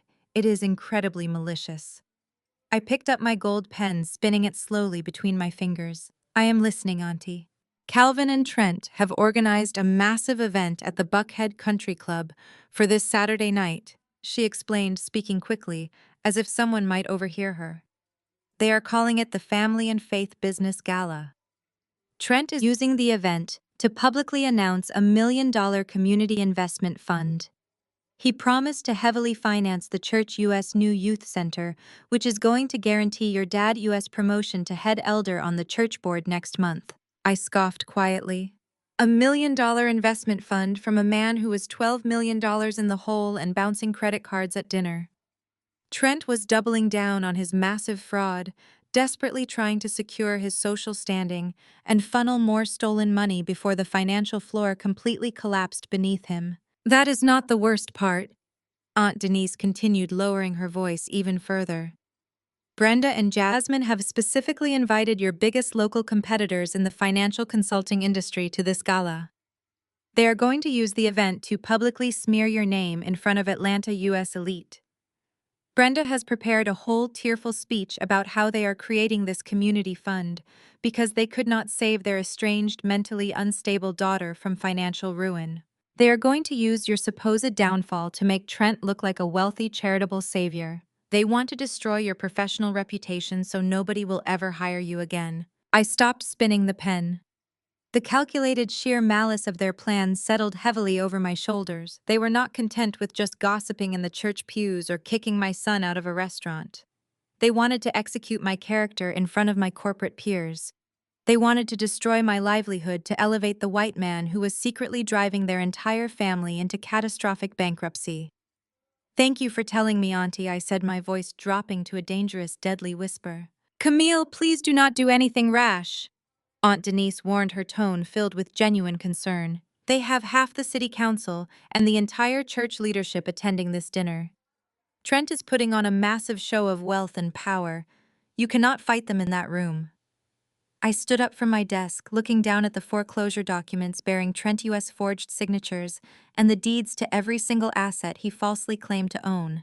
"I am not going to do anything rash, Auntie," I replied smoothly. "I am going to do exactly what a chief executive officer does when a hostile entity threatens her empire." I hung up the phone and immediately pressed the intercom button to connect with my executive assistant. "Cancel all my weekend plans," I instructed. "Call my personal stylist and have my custom-tailored emerald gown pressed and delivered to the penthouse. Then call Trey Us nanny and tell her to get his best tailored suit out of the closet. We have a country club gala to crash." "We did not order a plate for your son," my sister announced, sliding a basket of complimentary bread toward my 8-year-old child, while her own toddlers devoured $150 steaks. My father wiped his mouth and chimed in, telling me I should have packed a lunchable if I was going to show up empty-handed. I did not yell. I did not cry. I simply smiled, looked my sister dead in the eye, and said, "Noted." When the general manager arrived at our table a moment later, I stood up and made an announcement that turned their smug smiles into pure panic. Before I share what happened next, let me know where you are watching from in the comments below. Hit the like button and subscribe if you have ever had to stand up to toxic family members who tried to put you in your place. I stared at the forwarded digital invitation glowing on my computer screen. Aunt Denise had sent it just moments after our phone call ended. The graphic design was dripping with manufactured elegance. Gold cursive lettering danced across a navy blue background, announcing the inaugural Family and Faith Business Gala. Right in the center was a high-resolution photograph of my father Calvin standing shoulder to shoulder with Trent. They were both wearing tailored tuxedos, smiling like benevolent philanthropists. The sheer audacity of the image made my blood run entirely cold. Trent was $12 million in debt and facing federal fraud charges. yet he was standing there grinning like the savior of Atlanta. I scrolled down to read the event description. The gala was ostensibly being held to launch the Greater Fellowship Community Investment Fund. The text promised that Trenta's real estate firm would partner with the church leadership to invest in local minority-owned businesses. It was a spectacular lie. Trent had no capital to invest. He was using my father's influence as a senior church elder to solicit massive cash donations from hardworking families in our congregation. Trent intended to pocket their investments to pay off his toxic bridge loans before the federal authorities could freeze his accounts. I was building a new layer on his Ponzi scheme, and he was using the black church community to do it. My father was not an innocent victim in this specific scheme. Calvin knew Trent was facing some level of financial difficulty, even if he refused to believe the extent of the ruin. But Calvin was blinded by his lifelong obsession with social hierarchy. Becoming the head elder of Greater Fellowship Ministries was the only thing my father cared about. He had spent my entire childhood prioritizing his church reputation over his own family. I remembered being 12 years old and forced to sit in the overflow seating in the back of the sanctuary because my Sunday dress was from a discount store. Jasmine always sat in the front row with my parents because she wore the designer labels my mother bought on credit. They needed to present a flawless image of prosperity. Now Calvin was willing to let Trent defraud his own congregation just to secure that coveted leadership title. Aunt Denise sent a follow-up message containing the official guest list. I opened the spreadsheet and my eyes immediately locked onto a highly specific VIP section. Brenda and Jasmine had not just invited church members and local politicians. They had strategically targeted my professional network. I saw the names of 3 managing partners from rival private equity firms. These were the exact men I had outmaneuvered to acquire the restaurant group 3 months ago. The strategy was venomous and precisely calculated. My mother knew she could not fight me financially, so she decided to destroy my professional credibility. She planned to stand on that stage in front of my white corporate rivals and deliver a tearful speech about my supposed mental instability. She was going to weaponize the angry black woman stereotype against her own daughter. She wanted to paint me as a bitter, estranged woman who had suffered a psychotic break, creating a narrative that would make my investors panic and pull their capital from my firm. They thought they could execute my character publicly and walk away clean. I reached across my desk and pressed the intercom button. I told Elias to return to my office immediately. Less than a minute later, Elias walked back through my glass doors carrying his secure tablet. I turned my monitor around so he could see the glossy gala invitation and the attached guest list. I watched his eyes scan the screen. His professional demeanor remained intact, but I could see the disgust tightening the corners of his mouth. "They are using the country club to solicit unregulated funds," Elias said, his voice low and analytical. "Trent is trying to gather liquid cash to cover the immediate interest on his loans. If he gets these church members to sign investment contracts tonight, he can legally commingle those funds into his primary business accounts by Monday morning. He will drain their savings before the authorities even finish drafting his indictment." "I is not going to see Monday morning," I replied, keeping my tone perfectly measured. "I want to know exactly how much Trent owes the specific commercial lender that held the deed to my parents' house." Elias tapped the screen of his tablet, bringing up the acquisition files we had just finalized. "The principal balance on the Cascade Heights property loan is $2.4 million, Elias stated. "Trent leveraged the entire equity of your parents' generational home to secure it. Since we now own that debt, and Trent has defaulted on 3 consecutive payments, we have the legal right to demand immediate acceleration of the loan." I stood up and walked over to the floor-to-ceiling windows looking out over the city. The sun was beginning to set, casting a long golden shadow across the skyline. My family thought they were untouchable because they hid behind designer suits and church titles. They believed that manipulating the narrative would protect them from the consequences of their actions. They had spent my entire life telling me I was a failure because I refused to conform to their toxic, superficial standards. Tonight I would show them exactly what my failure looked like. "Elias," I said, turning back to face him, "I need you to contact the head of our legal department. Tell them to draft the formal acceleration notices for every single loan Trent holds. I want the foreclosure documents for the Cascade Heights property printed on premium legal stock. I want the eviction notices ready to be served." Elias nodded, making quick notes on his tablet. "Do you want me to dispatch a process server to the country club tonight?" "No," I said, a cold, sharp smile spreading across my face. "A process server is far too quiet. My mother and sister invited my corporate rivals to this gala to watch a public execution. I am simply going to give them the show they asked for.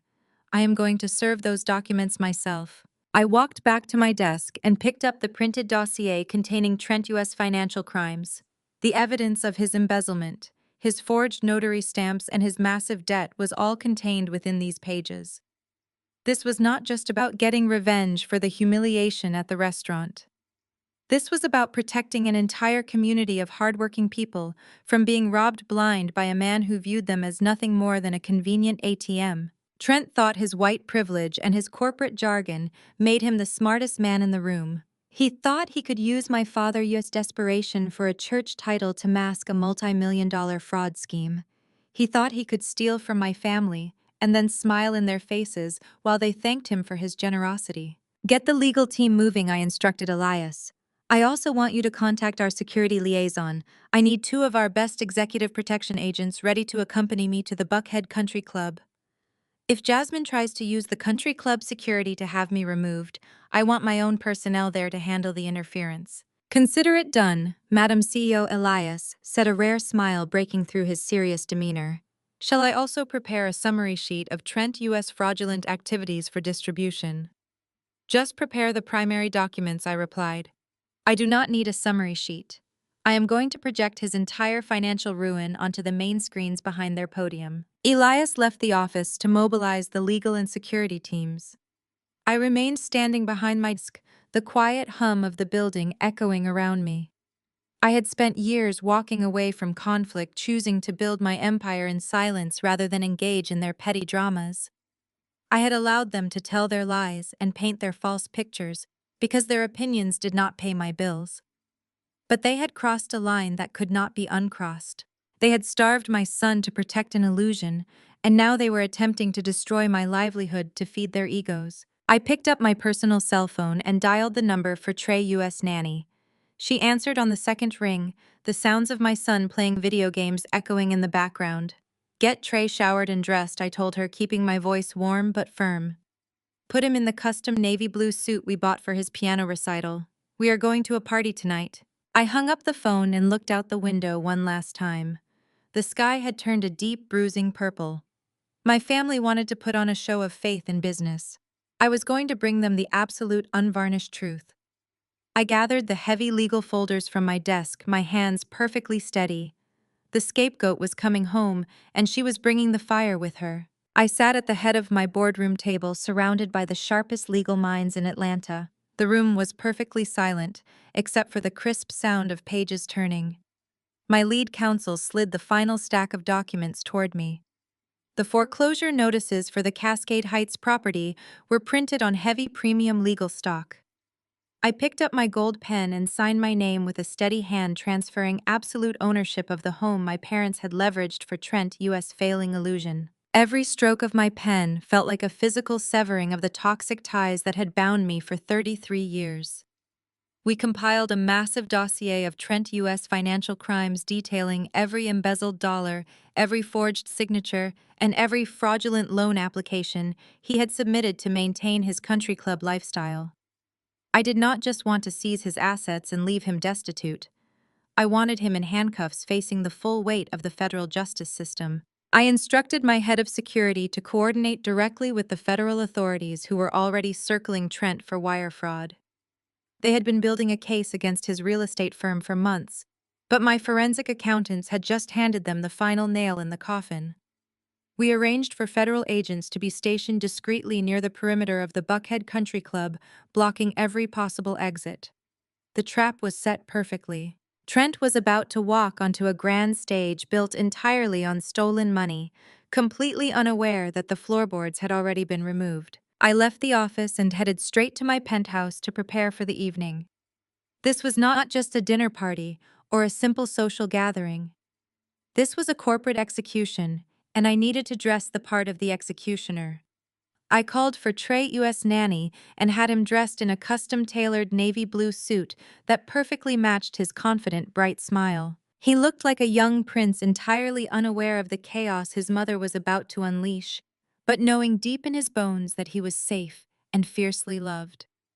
For myself, I chose a stunning floor-length emerald green designer gown that hugged my curves and radiated absolute undeniable power. I paired it with genuine diamond drop earrings that I had purchased with my own hard-earned cash not leased on credit, like the fake stones my sister paraded around the church every Sunday to solicit compliments. I looked at my reflection in the mirror, seeing a woman who had survived the absolute worst of her family U.S. betrayal and emerged forged in fire. My personal chauffeur pulled the sleek black Maybach up to the grand entrance of the Buckhead Country Club. The venue was glowing with warm ambient light, packed to the brim with Atlanta U.S. elite church officials and local politicians who had all come to witness Trent U.S. grand illusion. Valets rushed forward to open our doors, their eyes widening slightly at the sheer presence we commanded. I stepped out of the vehicle, the cool evening air settling gently over my bare shoulders. I took Treya's small hand in mine, keeping my posture perfectly rigid and my head held high. We walked up the sweeping marble steps of the country club, the heavy double doors opening to reveal a crowded, opulent lobby, buzzing with hushed conversation and the delicate clinking of champagne glasses. The string quartet playing in the corner seemed to fade into the background as I scanned the room for my targets. It took less than 10 seconds for my sister to spot me. Jasmine was standing near the grand staircase holding a crystal flute of champagne and clinging tightly to Trenta's arm. She was draped in a silver sequin dress and a heavy diamond necklace that I knew for a fact was currently flagged for non-payment by a high-end jeweler.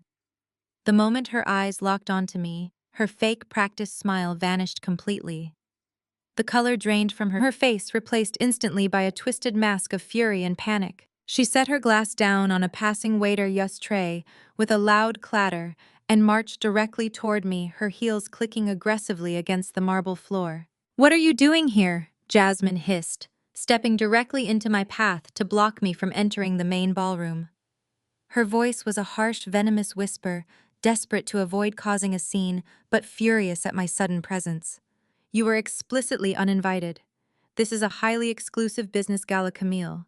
You cannot just show up here and try to ruin Trenta's night out of bitter jealousy. We already told the church elders you were having a mental breakdown. Turn around and leave right now before I have you thrown out." I did not take a single step back. I looked down at her, taking in the frantic, desperate energy radiating from her entire body. "I am not leaving, Jasmine," I said smoothly. "I suggest you step aside. I have business to conduct." Jasmine let out a sharp, breathless laugh. "You have business. You are a delusional dropout playing dress-up." She turned around and aggressively signaled for the country club U.S. head of security, a tall, broad-shouldered man who was monitoring the lobby. "Excuse me," Jasmine demanded, pointing her perfectly manicured finger right at my chest. "This woman is an uninvited guest. She is harassing my family, and she is trespassing on a private event. I want her and her son removed from the premises immediately. Use force if you have to." The security guard took a step forward, but before he could even reach for his radio, a sharp, authoritative voice cut through the thick tension. "Stand down immediately." The general manager of the country club, a distinguished man in a pristine tuxedo, rushed over from the registration desk. He completely bypassed Jasmine, practically shoving her aside as he stopped in front of me and offered a deep, respectful nod. "Good evening, Madam CEO," the manager said, his voice projecting clearly across the suddenly quiet lobby. "We are incredibly honored to have you here tonight. Is your party ready to be escorted to the VIP table?" Jasmine stared at the mirror, her mouth hanging open in sheer disbelief. "VIP table," she stammered, her voice cracking under the weight of her confusion. "What are you talking about? She is not on the guest list. Trent paid for this venue. Trent is the host." The manager turned to Jasmine, his expression shifting to one of thinly veiled annoyance. "With all due respect, ma'am, your husband did not pay for this venue. The deposit for this event was heavily past due and scheduled for cancellation until a generous corporate sponsor stepped in this morning to cover the entire cost of the evening." He gestured respectfully toward me. You are currently standing in a ballroom that was paid for entirely by her private equity firm. She is the evening U.S. primary sponsor, and we absolutely cannot and will not touch her. Jasmine looked as if the marble floor had just dropped out from under her feet. She stared at me, her eyes wide with a terrifying realization that her entire narrative was crumbling in front of the very people she sought to impress. I smiled down at her, gripping my son's hand gently. I told you I had business to conduct, Jasmine. I said, my voice carrying a quiet, lethal authority.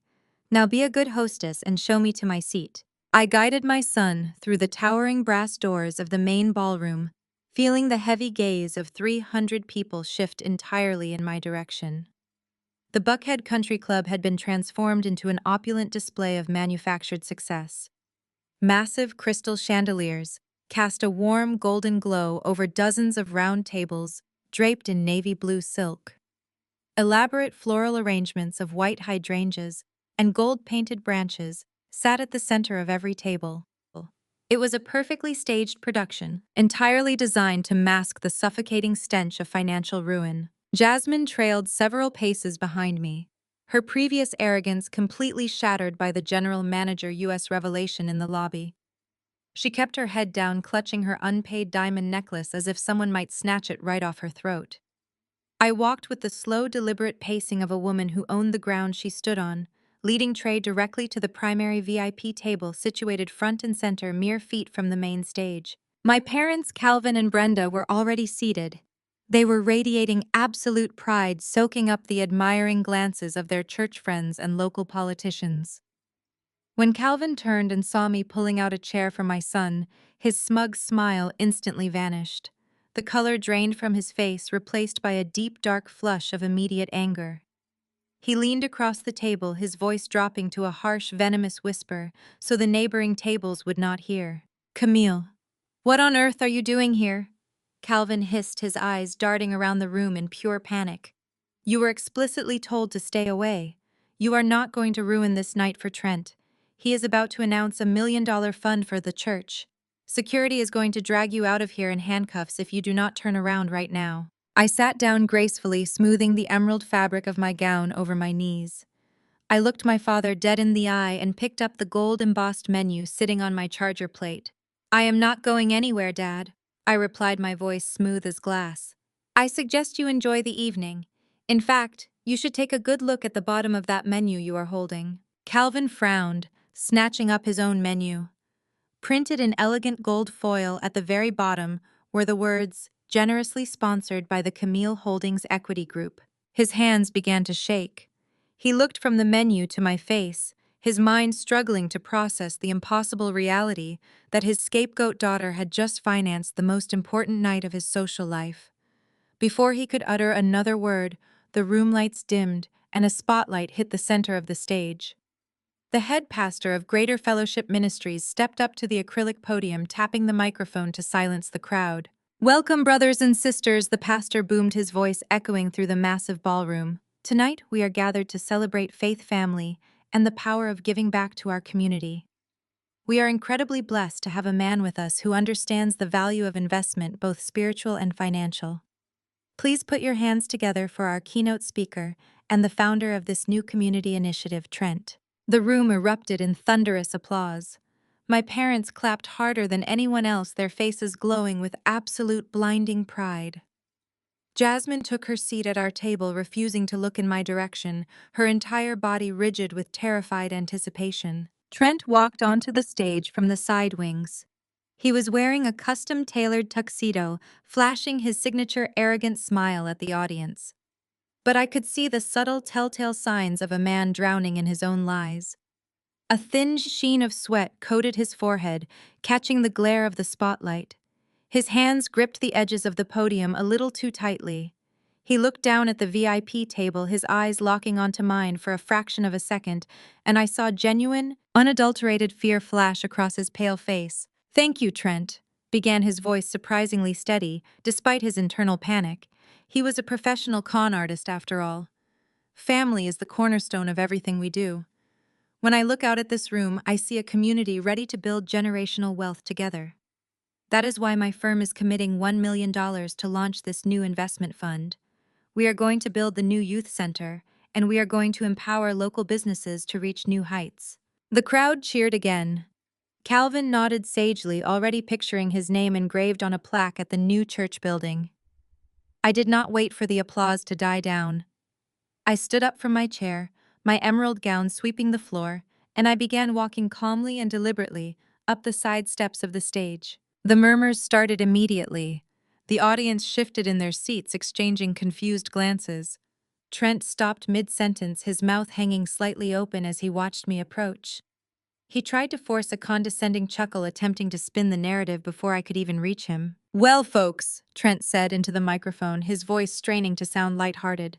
"It looks like my sister-in-law Camille wants to say a few words. She has been going through a very tough time lately, struggling with some personal issues, but we always make room for family, right?" He expected me to scream. He expected me to snatch the microphone, throw a wild tantrum, and validate every single racist, sexist rumor he and my mother had spread about my mental health. He thought I was going to play the role of the angry, bitter black woman. I did not yell. I did not raise my voice a single decibel. I walked up to the podium, stood right next to him, and looked out at the sea of faces. I could see the managing partners from my rival private equity firms sitting in the second row, watching me with intense, calculating interest. I turned my head slightly toward the back of the room and gave a single sharp nod to the audiovisual booth. I had paid the lead AV technician $10,000 in cash that afternoon to ignore Trent US presentation files and upload my encrypted flash drive instead. Instantly, the massive 30-foot digital screens behind the stage shifted. The glossy gold logo of Trent US Fake Investment Fund vanished.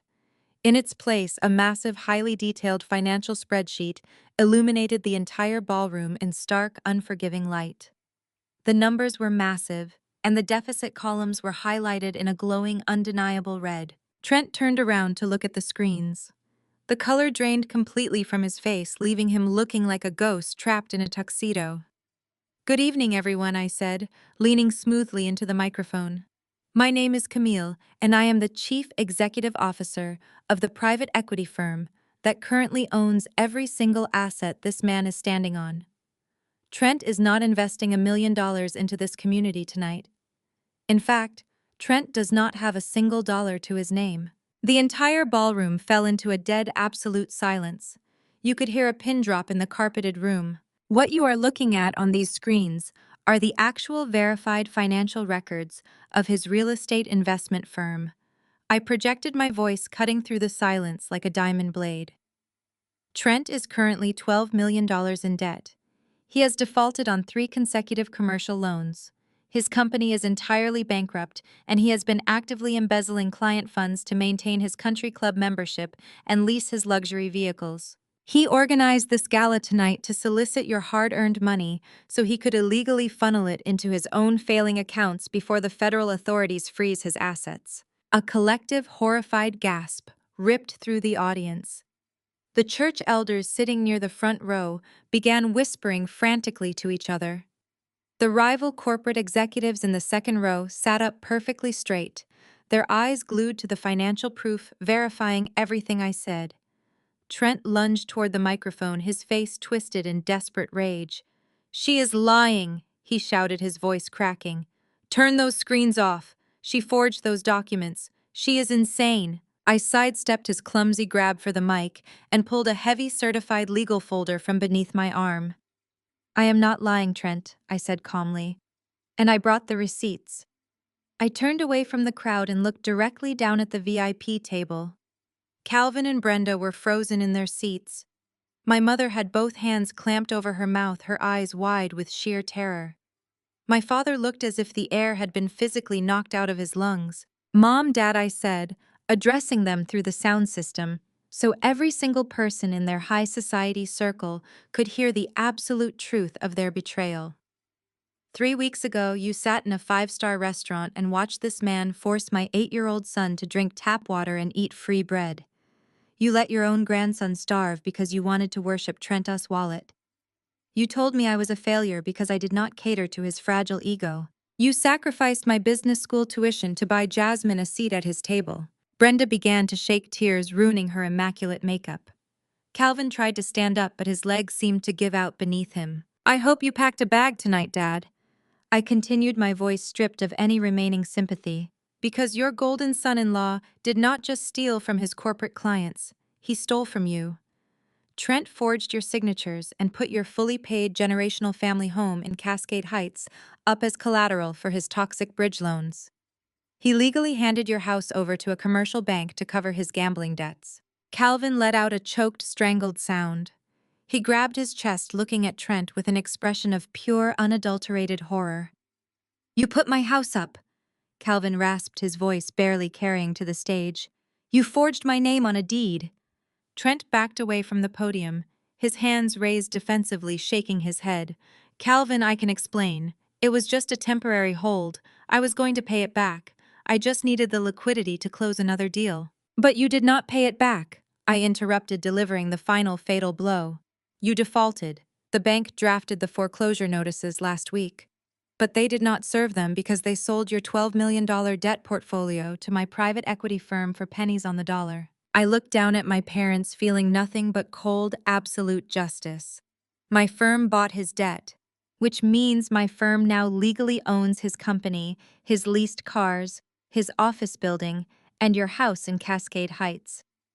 The eviction notices were filed with the county clerk an hour ago. You have 30 days to vacate my property. The silence held for exactly 1 second before the entire ballroom exploded into absolute chaos. 300 voices began talking, shouting, and demanding answers all at once, creating a deafening roar that shook the crystal chandeliers overhead. The managing partners from my rival private equity firms, the men who had come to watch my social execution, were already aggressively whispering into their cell phones. They were frantically calling their compliance officers to distance themselves and their capital from anything bearing Trent's name. The head pastor of Greater Fellowship Ministries grabbed the acrylic podium on the side of the stage, his booming voice demanding order and calm from the congregation, but absolutely nobody was listening to him. The senior church elders swarmed the VIP table, completely surrounding my father. Calvin was backed against the heavy mahogany wood, his face a mask of utter devastation and raw panic. The men he had spent decades trying to impress, the same men he had sold out his own daughter to appease, were now pointing fingers at his chest. They demanded to know exactly how much of the church U.S. discretionary fund had already been funneled into a fraudulent scheme orchestrated by his golden son-in-law. Calvin tried to stammer out a defense, his hands raised in surrender, but his social standing was disintegrating before his very eyes. Trent did not stay to defend his father-in-law. The moment the realization set in that his corporate shield was completely gone, his unearned arrogance vanished, leaving behind only a terrified criminal. He dropped his champagne glass. It shattered against the polished dance floor, sending sharp fragments of crystal flying, but the sound was completely swallowed by the roar of the furious crowd. Trent shoved past Jasmine, hitting her shoulder so hard she stumbled backward into a waiter. A silver tray of hors d'oeuvres crashed to the ground as Trent sprinted toward the heavy velvet curtains masking the service doors. He genuinely thought he could slip out through the kitchen, navigate the loading dock, and disappear into the Atlanta night before the consequences caught up with him. I stood calmly on the main stage, the bright spotlight still illuminating the financial ruins projected on the screens behind me, and I watched him run. I gave a single subtle nod to the head of my security team, who was standing near the emergency exit. The service doors swung open forcefully before Trent could even reach for the brass handles. 4 federal agents wearing dark tactical vests over their crisp dress shirts stepped directly into his path, forming an impenetrable wall. The lead agent did not flinch or offer a single warning as Trent slammed violently into his chest. I watched with quiet, profound satisfaction from the stage as they grabbed Trent by his tailored lapels, spun him around roughly, and slammed his hands against the heavy wooden door frame. The metallic, sharp click of heavy steel handcuffs securing his wrists echoed clearly over the general commotion. The great real estate mogul, the man who had confidently called me ghetto and degraded my hungry son in a 5-star restaurant, was dragged out through the service hallway like common trash. His white privilege could not buy his way out of federal wire fraud. Jasmine stood frozen near the VIP table, her entire world collapsing in real time. She watched her husband get hauled away by federal authorities, her eyes wide with a terror so deep it seemed to hollow out her face. She looked up at the massive digital screens projecting the undeniable reality of her $12 million debt. Then she looked down at the heavy diamond necklace resting against her collarbone, suddenly realizing that every single piece of her glamorous life, the cars, the clothes, the massive suburban estate was about to be seized by the government. The illusion of her golden child status was dead. She had absolutely nothing left to her name. Jasmine turned toward the stage. Her perfect artificial Southern Belle facade broke into a million jagged pieces. She stumbled up the stairs, her expensive silver sequin gown catching on her high heels, nearly tripping her with every frantic step. Tears streamed heavily down her face, leaving dark streaks of ruined makeup across her cheeks. She ran directly toward me, reaching out with trembling, desperate hands. "Camille, please," Jasmine sobbed, her voice cracking with raw, unfiltered panic. "You have to help me. They are going to take everything. The cars, the bank accounts, the house. I do not have anywhere to go. You are my sister. We are blood. You cannot just leave me with nothing. Please, Camille. You have so much space in your penthouse. Let the kids and me stay with you until I figure this out. We are family." I looked down at the woman standing before me. I saw the exact same woman who had smirked at me 3 weeks ago. The woman who had shoved a basket of complimentary dinner rolls toward my hungry 8-year-old child and told me I was a financial failure. I searched my heart, digging through 33 years of shared history, and I did not feel a single solitary ounce of pity. I stepped closer to her, ensuring the microphone did not pick up my voice, making this final moment entirely between her and me. "I did not order for you, Jasmine," I said, keeping my tone perfectly measured and terrifyingly cold. "You should have packed something." Jasmine let out a gut-wrenching wail, her legs giving out completely as she collapsed to her knees on the carpeted stage. Below us, the situation with my parents had reached its catastrophic conclusion. Brenda was sobbing hysterically, pulling desperately at the sleeves of the wealthy church ladies who were actively and visibly pulling away from her. The women who had smiled in her face and joined her smear campaign just hours earlier were now treating her like a contagious disease. Calvin looked up at me from the floor, his eyes filled with a desperate, silent plea for rescue. He wanted me to fix it. He wanted the scapegoat to sacrifice herself one last time to open her checkbook and save his precious reputation and his generational home. I simply broke eye contact and turned my back on him. Their social execution was complete, the eviction notices were already filed, and I was not going to stick around for the cleanup. I walked gracefully down the steps on the opposite side of the stage. The furious crowd parted for me, instinctively stepping aside to create a wide, clear path. True wealth and absolute power command a room without ever having to ask for permission. I walked steadily over to the VIP table where my son Trey was standing quietly, his hands tucked neatly into his pockets, watching the chaos with wide, observant eyes. I reached out and gently took his small hand in mine. "Are we leaving now?" Mom Trey asked, his voice steady and calm, despite the madness surrounding us. "Yes, baby," I replied, offering him a warm, genuine smile that reached all the way to my eyes. "The party is officially over." We walked together down the center aisle of the grand ballroom. The managing partners of the rival equity firms nodded to me respectfully as I passed their previous skepticism, completely replaced by a wary, undeniable reverence. They knew exactly what kind of corporate predator they were dealing with now. The general manager of the country club stood rigidly by the grand double doors, holding them open wide, bowing his head slightly as we exited the toxic, suffocating atmosphere of the gala. We stepped out into the crisp, cool Atlanta night air. The heavy humidity of the evening felt incredibly refreshing against my skin. The flashing red and blue lights of the federal vehicles reflected brightly off the polished marble columns of the country club entrance, casting long shadows across the manicured lawn. My personal chauffeur was waiting patiently beside the sleek black Maybach.